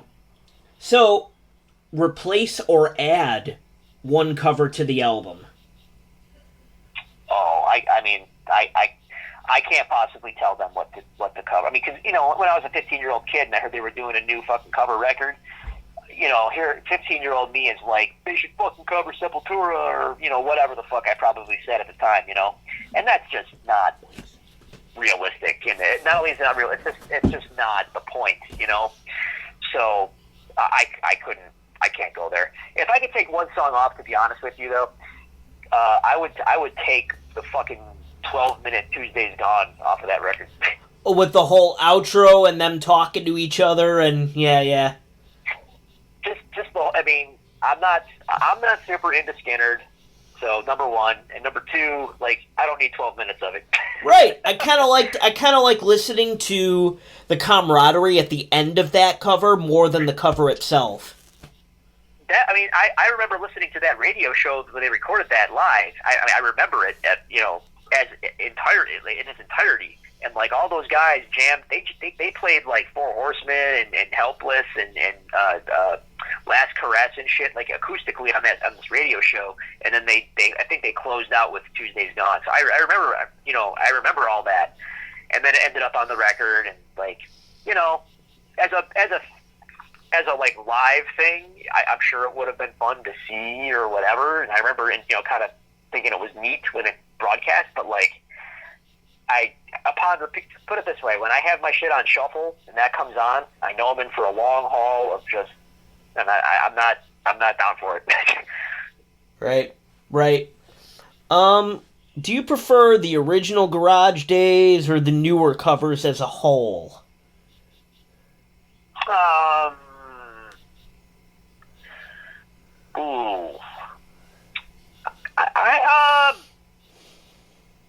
I would have to say the original Garage Days. Yeah? And I say that only because it feels more cohesive. Well, number one, it's shorter, so that's kind of a hard thing to say. Because the Garage Inc., man, they did a full album of covers, whereas the original Garage Days was just 5 songs. Yeah. Well, 6, if you know, Last Caress / Green Hell. Sure. But it's shorter to the point, but like the way they did the original Garage Days EP, like it felt like Metallica. Like it felt like it felt like a pure. You could almost be Metallica songs, right? Like just the way they were presented. Sure. It might as well have been Metallica. Yeah, and that was a lot closer to their style at that time, right? Yeah. Now Garage Inc., it's Metallica, but it's definitely a broader Metallica. Very broad, yes, across the board. I thought that was interesting, you know. It is. I mean, I'm not shitting on it. You know what I mean? I'm just saying, if you make me choose one or the other, I'm going to take the originals. Yeah, absolutely. Stick with the foundation of it all. So, yeah. What is your favorite vocal moment on Garage Inc.? Ooh. Because James loves to put his own spin on all this shit, and he does a lot of memorable variations of these cover songs. It's either gonna be something in Merciful Fate, because I think he just brings it on that fucking track, or fucking Loverman. Now Loverman's a weird ass song, but like when he starts belting out the fucking chorus, like he's going hard. Yep, for sure. And you know, we started talking. I've mentioned like Kirk at the height of his powers and all that shit. This might be James at the height of his fucking vocal power. Like he had it all figured out at this point, and he was putting it all on display. Yep, he did, and he proved it by doing an incredibly diverse album of covers. Yeah. Like those songs and influences. And never losing the summer when he needed it, you know. Right. But yeah, like that's how he proved it, because on Garage Inc., like stylistically, it's all over the place. Yeah, he covers a lot of ground, but when he brings the Hetfield, like it's fucking still there. It's still there. Yeah, absolutely. Impressive. Yep. Okay, so S&M 1. Okay. Yeah. Only one question, and it's okay. What are your general opinions? What is your general opinion, however you want to word that, of the songs Minus Human and No Leaf Clover? They're both great. I wish they played Minus Human more than that one fucking time. Yeah, dude, I'm really glad you said that, because honestly, like, it's weird, because I've heard No Leaf Clover so many times. It pops up in every metal playlist now. I've heard it so many times since 1999, and it makes me like Minus Human more than No Leaf Clover, just because I feel like No Leaf Clover's been beaten to death, and sometimes I forget what Minus Human even sounds like, so I want to go back and listen to it more. It's fucking big and heavy, man. Yep. Slow and heavy, and that one's in C# as well, by the way. C#? Yep. C#? No shit. Cool. Tune your guitar up and jam. Right. Okay. So, I mean, that was really all I had for S&M 1, because by that, other than those two songs, we've covered most of the other songs, or we will cover the other songs. Right. Played at that show. Unless you had something to add about S&M 1. No, not really. I think it highlighted... the only thing I'll say about S&M 1 is it might have shined a light on... For all the people that doubted Load and Reload, it may have shined a light on some of those songs that made people think give a second look. So, like Outlaw Torn, for instance. Right. It was already stellar on Load. S&M elevated it even further, and I think that I have to know that Metallica realized that people fucking that people woke up to it, because they brought it back for S&M 2. Yeah, I was just talking to Rachel about that today when we were prepping for this episode. I was saying how I do, since I've taken in the S&M versions just as many times as the load versions by now. Like I do like the S&M versions of Bleeding Me and Outlaw Torn, maybe just a teensy bit more because they are multi-dimensional that way. And I love I love the arrangements. I love the orchestration in in correlation with the band. Like it's just it's so bombastic and just beautifully composed. I and those are perfect songs for it. Like the song selection for S&M 1 and S&M 2 were top notch, phenomenal. Like they couldn't have done a better job with the planning the set lists. I might have a thing to say about that for S&M 1 and 2 for that matter, but I don't want to get too deep in those weeds.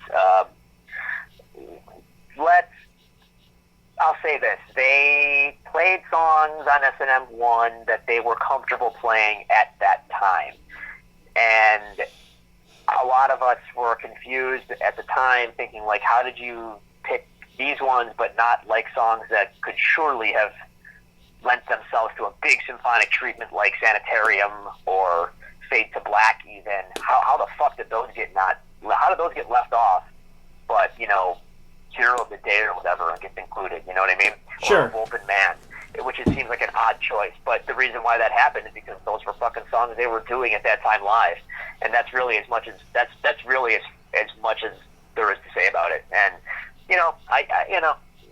it's a decision they made in the moment at that time. It's what they were doing. With hindsight, I think we could all sit here and be like, I wish they would have done this one with the symphony. You know what I mean? But like, hey, these things develop quickly, and right. Sometimes you don't have all the time to think about that. But that makes me see that makes me appreciate symphonic versions of Hero of the Day even more, because what if they had only done the songs that everyone was expecting them to do? Those other versions would not exist. So I don't know if I want to be in that parallel universe, but I do love the album, and I loved the concert last year. So I can't wait to hear that. I'm going to be very curious to hear how the new one sounds versus S&M 1. Oh, I can't wait to make that comparison. Yeah. I just listened to S&M 1 a couple weeks ago, and in full, and like, it's great, but Metallica is almost buried in the mix. The band is almost buried in the mix on that thing. Sure. And I have a feeling that won't be the case on S&M 2. Sure. Yeah, you live and learn, and there were different parties involved this time around as well. Yeah, whole different crew. Yep. So, right. You know where we're at now, don't you? I do. I know my chronology, sir. Saint Anger, question 1. What was your first impression? Well, okay, I should preface this. It's not just about the album, it's about this era of the band. So, what was your first impression of Jason leaving? Fuck, shock and fucking sadness. Yep. I was not a fan when Cliff was alive, okay? I say that. I'm sorry, old schoolers, but that's just, that's how old I am, right? I'm not sure if you can hear a car alarm going off, but I'm outside, I'm sorry. I gotcha. So, Jason was my fucking guy. And not only was he the bass player that I fucking, came up knowing, but the guy was an energy bomb of mass proportions on stage. He was like the fan guy. He was the guy, like, he was the guy that spoke for the fans in a way in the band. Yeah, you're right. So I think we all felt this connection to him in that way. And this guy is no longer in the band. And, then you see, well, here's the thing. There's like the public reason that got revealed at the time why he left, the physical damage he did to his body and all that stuff. But behind the scenes, there was all of the baggage reasons, and the fans knew a lot of that shit. And I think we all started to maybe assume the worst. Because he got treated like shit. Heroes to a degree. Yeah, because he got treated like shit. Yeah, like, he gets treated like shit, and we all kind of knew, you know, all that hazing business and all that, even though it had been how long since all that fucking happened? Like, a decade. Christ. He joined the band in 1987. Like, you know, by 2001, was the hazing and all that still bad? Or, you know what I mean? Like, how much of that baggage was still around? But I think what kind of happened, it made us kind of think, if you were plugged in anyway, you knew that he did the IR8 demo. You knew he was doing these side projects. And James didn't like him not being 100% focused on Metallica. Yeah, and the thing about that is, like, that all came out into some kind of monster movie, and that's all public knowledge now. But shit, I knew that fucking then. I knew then that James wasn't happy about that shit happening. So when Jason left the band, and again, he didn't throw anybody under the bus in his statement when he left, but those of us that were following the band kind of knew, like, there was more to it than that. And that was a real, like, number one, it sucked that he left, because that guy, like I said, that fan guy, that guy, yep, that we all, like, loved, he's gone, okay? Mm-hmm. That sucks. Number two, why is he gone? There's clearly more to this. It made us kind of question our, like I said, it made us question our heroes a little bit. At least I did.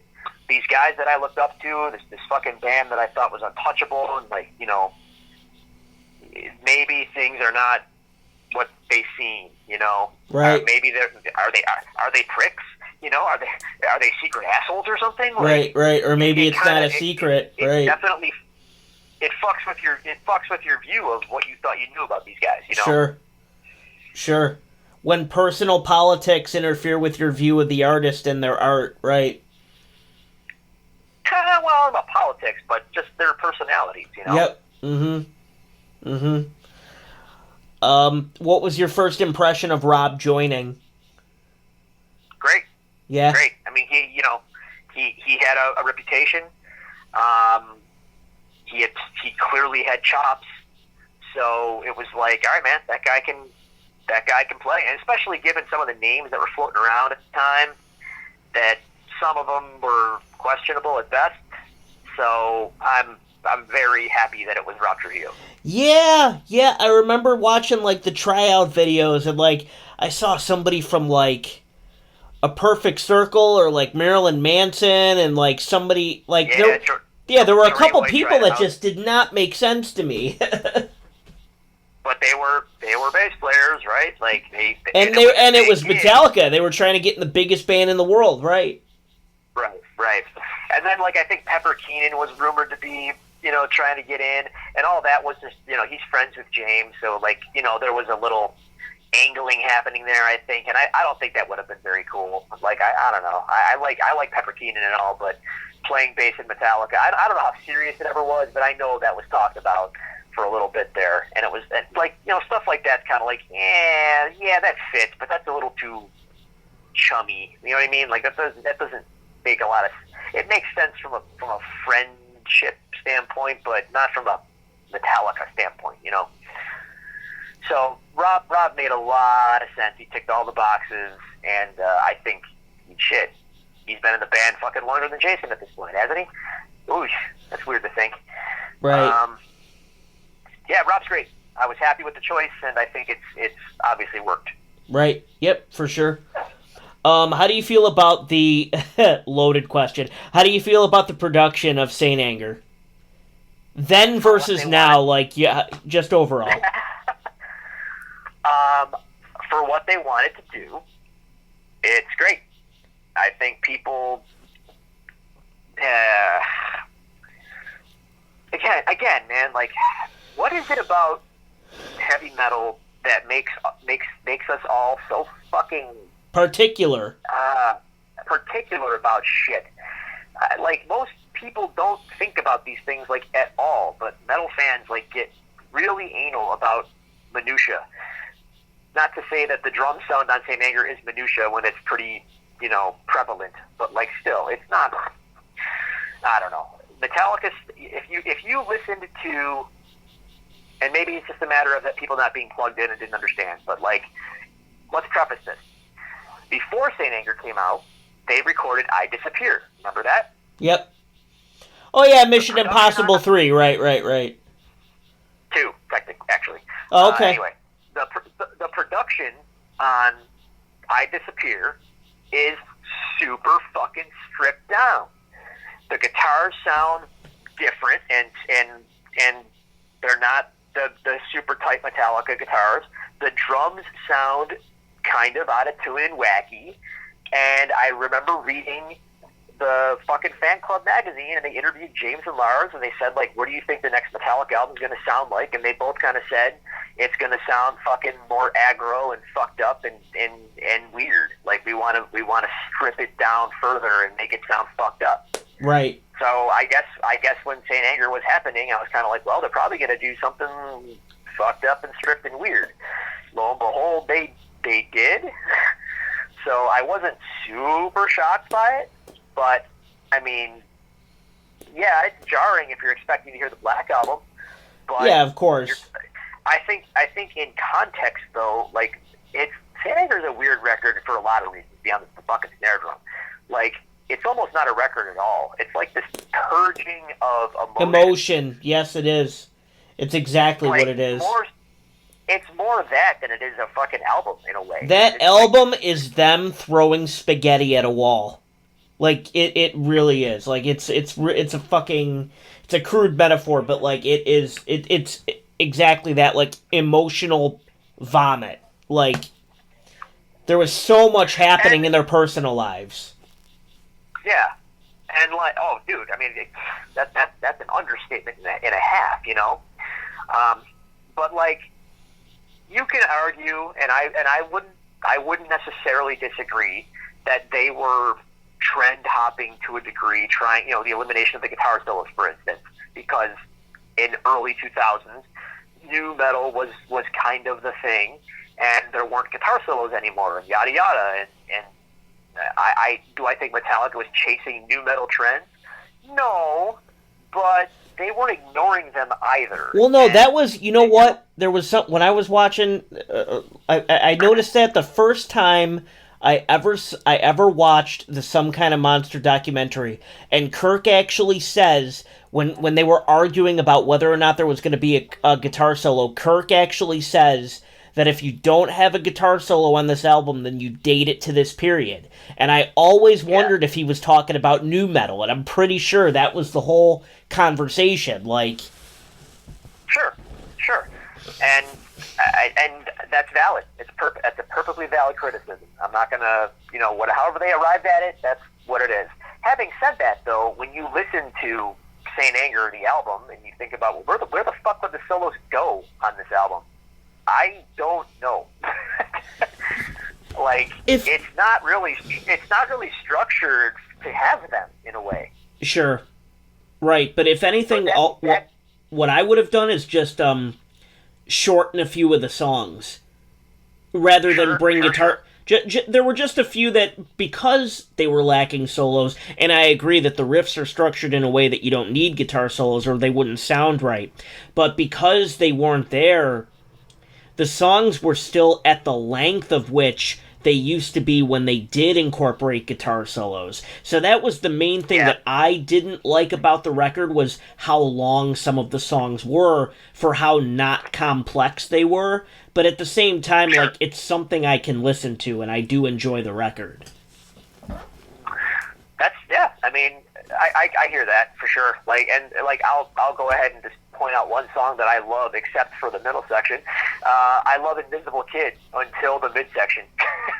Yep. They could have taken that whole fucking middle section out, and I would have been much happier. But what are you gonna do? What is kind of interesting though is something that always, like, I forgot to mention it on the load reload this part. Like, people's reaction and their sort of, I don't want to call it hypocrisies, but their curious tastes come into play. Load and Reload, for instance, man, are heavily influenced by like Alice in Chains and Alice in Chains mainly, honestly. Like they got really into Alice in Chains during the early '90s, like, and it shows. And especially like there's a lot more talk. There's talk box on Load. There's James is doing all these crazy vocal harmonies and shit like that. But like no one ever talks about that connection. And I suspect there's a huge overlap of people that would shit all over Load and say Metallica sucks, but love Alice in Chains. Like that kind of thing like drives me fucking nuts. And where was I going with that with Saint Anger? Fuck, I got off track. I don't know what that means about Saint Anger. Well, no. I wanted to bring that up about Load. Well, no. One thing I can say to kind of show a little bit of symmetry there between the two is that on Saint Anger, again, because of the lack of guitar solos and the drop tune and just not necessarily the drop tuning, but just the way like some of those riffs are played, some of the ways that they sound, like there is a dirty, grungy aspect to Saint Anger that can kind of be compared to early to mid 90s grunge, at least in my opinion. Like there are, I don't know if you heard those influences, but not so much the grunge stuff. It's hard to say. Like I hear a lot of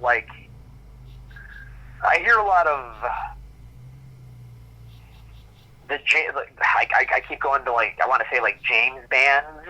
Like he was really into Caius and he was really into COC and that kind of stuff. And I think that shows on Saint Anger a lot, to be honest with you. So. I think a lot of fans would say they like those bands, but then when Metallica tries to, integrate with some of that stuff, people get mad. I don't know. It's Metallica. They're controversial for reasons. But, they tracked a lot of that album on the floor, live. A lot of the shit you hear is just like live off the floor. It's pretty fucking crazy. Yep. I don't recommend doing that, by the way, but Metallica did it. And the funny thing is like, I think, the production and the controversy of the album does cover up the fact, not cover up, but it overshadows a lot of great work being done. Like Lars played his ass off on a lot of these tracks, but no one wants to talk about it because they want to bitch about his snare sound. So Sure. Fair enough. I'm not going to pretend I don't get it, but right. I think Saint Anger is great. There is a huge... You brought up Lars playing his ass off, so sorry, it just triggered something. There is a huge drum moment in Sweet Amber that I love, and I think you know what I'm talking about. And it's kind of a reflection of everyone's favorite part of One, because it's very double bass driven. Oh shit! It just came to me. Yeah. You know what riff I mean? Yep. That's a huge. That is a huge like. Not just for double bass, but that's a great drum moment on Saint Anger that nobody talks about. Yeah. And underrated, my favorite song on Saint Anger might be Shoot Me Again, or at least the most underrated on that record. And a lot of it is drum bass too, because he does a lot of cool shit on that fucking song. Lars is doing some really cool drum work on Shoot Me Again. Right. My favorite Saint Anger track is The Unnamed Feeling. And when I brought up grunge, or at least the Alice in Chains sound from like an album like Dirt, I can almost hear a song, not necessarily exactly like The Unnamed Feeling, but a song along those lines being on the Dirt album. So that was another thing you triggered in my head when you said Alice in Chains, I mean, they're friends. They're all friends. So like, that's why some of those connections like do not surprise me, and I'm not as offended by them as other people apparently are. Because, I mean, I know those guys all know each other. Like, Okay. Did you have more to say about the production? Look at it this way. No, everything we can say about the production, I think, has been said. It's been said, It is what it is. it doesn't ruin the album for me at all. Sure. Right. I think we both answered this question already when we were talking about how it's more of an outpouring of emotion than it is an album. But the next thing I was going to ask is, what stands out the most about Saint Anger besides the production or the lack of guitar solos? And it might be that evocative sense about it where, like, even people who don't know what's going on in Metallica's personal lives can feel that raw emotion and power coming off of some drama. Oh yeah, I mean, every song is fucking emotionally weird, like, and it's clearly personal. There's no songs about war and politics on this one, right? This is all right. Inner turmoil kind of shit. But I think there is clearly a drop-off in lyrical quality, but that's... Isn't that because they were all writing them? Because for the first time, everybody was writing lyrics? I think that's the one part of it. Everybody contributed lyrics, which I think was a mistake. And then number two, you're talking about a James Hetfield fresh out of rehab who literally had his whole life flipped in a big bad way, where he didn't even, like, I've heard him talk about it, since then. Like, he didn't know how to be a fucking human being when he got out of rehab. Yeah, everything felt awkward to him. With the alcohol gone, everything felt awkward to him. Yeah, and he clearly, like, didn't know how to be, and the record reflects it. There's so much uncertainty, and I think people, I don't know, I hate when I hear people say things like, you should drink again to write better music or whatever. No, why would you fucking... And you know what fucking pisses me off? He went back to fucking rehab right after we saw him in San Francisco last year. I was scared to death. I was like, oh, everybody who wished for a fucking relapse got their wish. Like... Yeah. And maybe I'm just older and more, empathetic, but, like, goddamn, my heart broke when I heard that news, man. And not only that, but, like, I drink, okay? I'm you know that. Yeah. Like, I'm a beer guy. So, it's not a value, it's not like what am I trying to say here? Like, just because I drink and James Hetfield no longer doesn't mean I think he's some kind of pussy or something. Like, if that's his choice and that keeps him safe and keeps him sane, like, fucking more power to him, man. I hope he's okay. So when I heard that he had relapsed, even though I partake, this is a guy who has not for however long, and now he clearly felt it was enough of a problem where he did again, where he had to go back into treatment for it. And, like, that scares the shit out of me. Not just for his own well-being, obviously, but, like, the last time that happened, he almost didn't come back. Like, Metallica was fucking pretty much done. Metallica was almost done. Like, there was a very real possibility it could have ended during the Saint Anger. Right, almost 20 years ago now. Yeah, which is wow. And yet people are still talking about the snare drum on the internet. That's right. Okay, so here's an interesting one that I thought of on the fly, and, like, I don't even have an answer for this, but pick one song or a riff on Saint Anger that you can imagine Dave Mustaine writing. Whoa. There's gotta be one. Yeah, you know what part? You know which one? I think it would be that Sweet Amber riff you're talking about with the drum beat. Dun, dun, dun, dun, dun, dun, dun, dun. Yeah, maybe. Yeah, because it's so fast. Like, just the picking in between the pronounced chords is so fucking, it's, like, annoyingly fast. It's, like, annoying to listen to. Yeah, that is very Dave Mustaine. You're right. It's gotta be that one. Yeah. Okay, so, Death Magnetic. Yes. Your favorite song on Death Magnetic? They're all good, right? My favorite song on Death Magnetic, maybe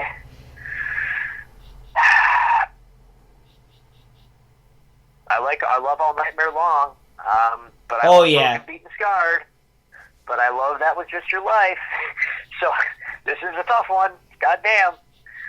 I'm going to go with All Nightmare Long for now.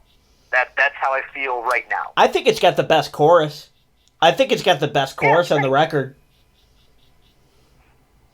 That's probably right. For sure. Now, your least favorite song on Death Magnetic. I'm not saying cut one, but just your least favorite.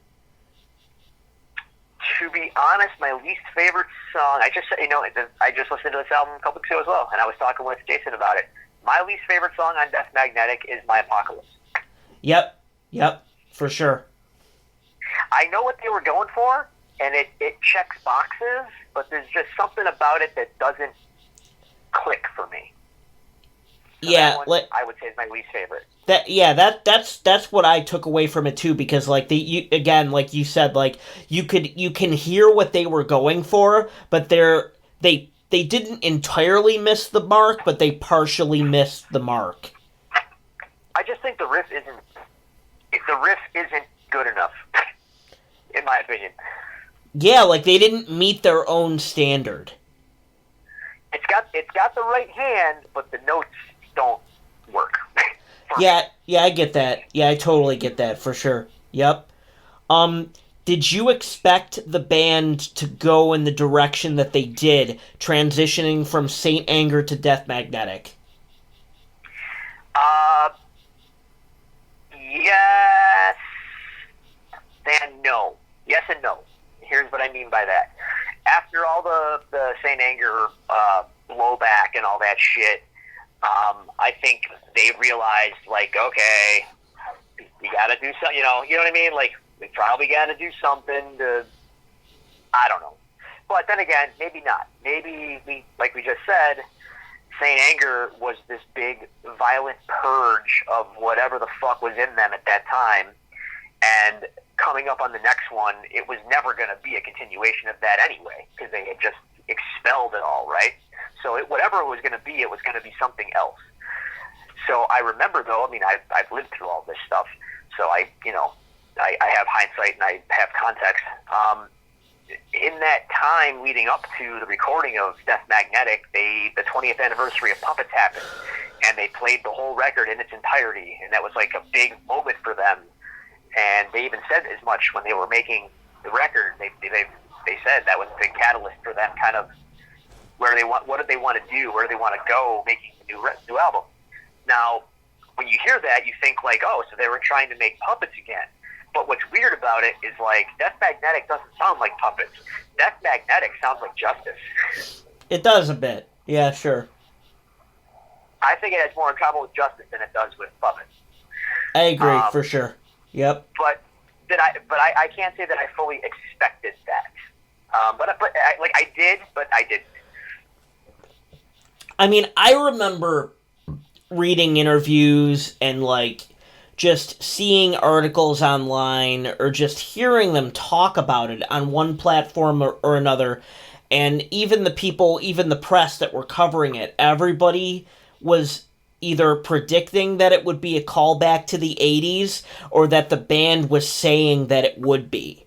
So I was expecting, like, a thrashy direction, but there are still a lot of, like, quirky, weird, like, spacey things almost happening on the album, like in Unforgiven 3 or like My Apocalypse, and it's like there are just things happening on that album that continue pushing them in, like, that weird, like, kind of experimental direction, or, like, even, like, lighter direction, but at the same time it was a throwback to, like, the classic thrash days.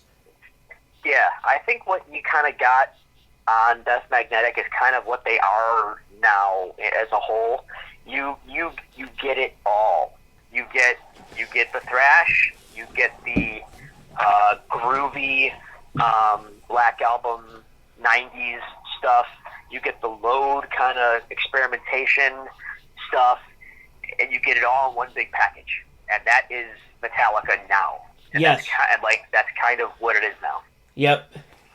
What songs or riffs can you play from Death Magnetic? Did you bother to learn any of it? I learned a lot of it, actually.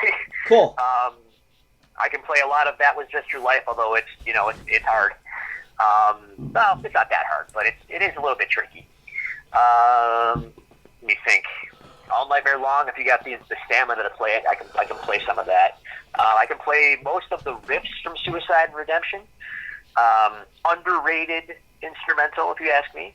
I see some people want to shit on it, and I think that's bullshit, but I think it's a great song.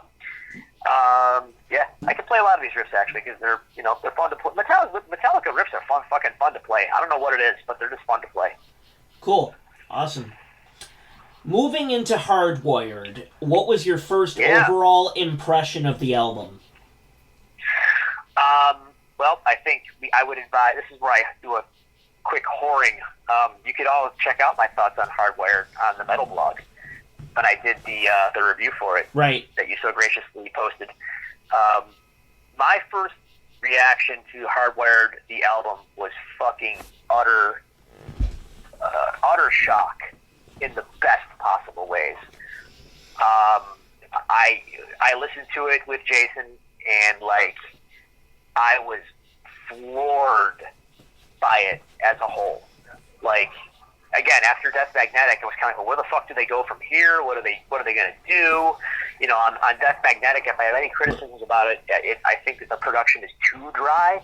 People shit on Justice for being dry, but Death Magnetic is drier. And I think I missed James I missed James doubling his voice. I missed James doing vocal harmonies, because there's none of that shit on Death Magnetic, because Rick Rubin decided there wouldn't be, and whatever. Suddenly on fucking Hardwired, they addressed all that. Suddenly the harmonies are back, big production, and the songwriting as well. Like I said, you're kind of getting a little piece of everything, but the highs on Hardwired are fucking way higher than anything on Death Magnetic, in my opinion. And there are moments that truly shocked me on Hardwired in the best possible way. So my reaction when the last song ended was just like, fuck, this is they did it again. Put this up there with the best of any of their records right now. Right. And keep it there. Yeah, Spit Out the Bone is nuts. Spit Out the Bone's an incredible closer. I love the guitar harmonies, in the solo section and all that, just all the riffs, the vocal melodies, that song is the whole fucking package. They really ended that strong. For everyone that wanted a Justice fucking song again, you got it. Yep, yeah, for sure. Yeah, it's a good one. Your favorite guitar moment? Ooh. Wow. There's a lot on this record. My favorite guitar moment on Hardwired to Self-Destruct. I'm gonna give you a few. Good. I can't pick just one. Do it. The first time I heard the main riff in Moth at the Flame, I was like, oh shit, that's fucking heavy. The that thing. I was like, damn, that's what I wanted to hear. Let's see, the melodic outro to Halo on Fire is top tier Metallica melody moment, okay? You know what I'm talking about. The da-na-na-no, da-na-na-no, all that shit, epic. I get chills thinking about it. The beginning of Spit Out the Bone, when it's the you know, I'm not gonna do the riff for you. I've done it enough on this thing. You can make fun of me later. Right. But just when it starts up and Larson's doing the kick drum, it sounds like Carcass. and I think that's fucking awesome. Yes. Yeah, good comparison. And then my favorite riff on the record, I said it in my review, I'll say it again. The main riff to Confusion is fucking awesome. And that's my favorite riff on the whole album. You mean dun dun dun dun dun dun dun dun, that one? No, the Yeah. Okay, yeah. Awesome. Yep, badass. Fucking badass. That riff fucking kills, man. I love that riff. Yeah, it's so fucking badass. You're right about that. Your favorite song lyrically on Hardwired? Ooh. Because I think by that point, James got his magic back. Yeah, I mean, I thought he had it on Death Magnetic to a degree. I mean, I'm not saying he didn't on Death Magnetic, but definitely on Hardwire, I think it's all there. I keep wanting to. Jesus Christ, that's tough. Halo on Fire is pretty great.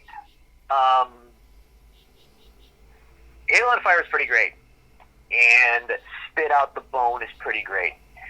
So I think either one of those is pretty strong for sure.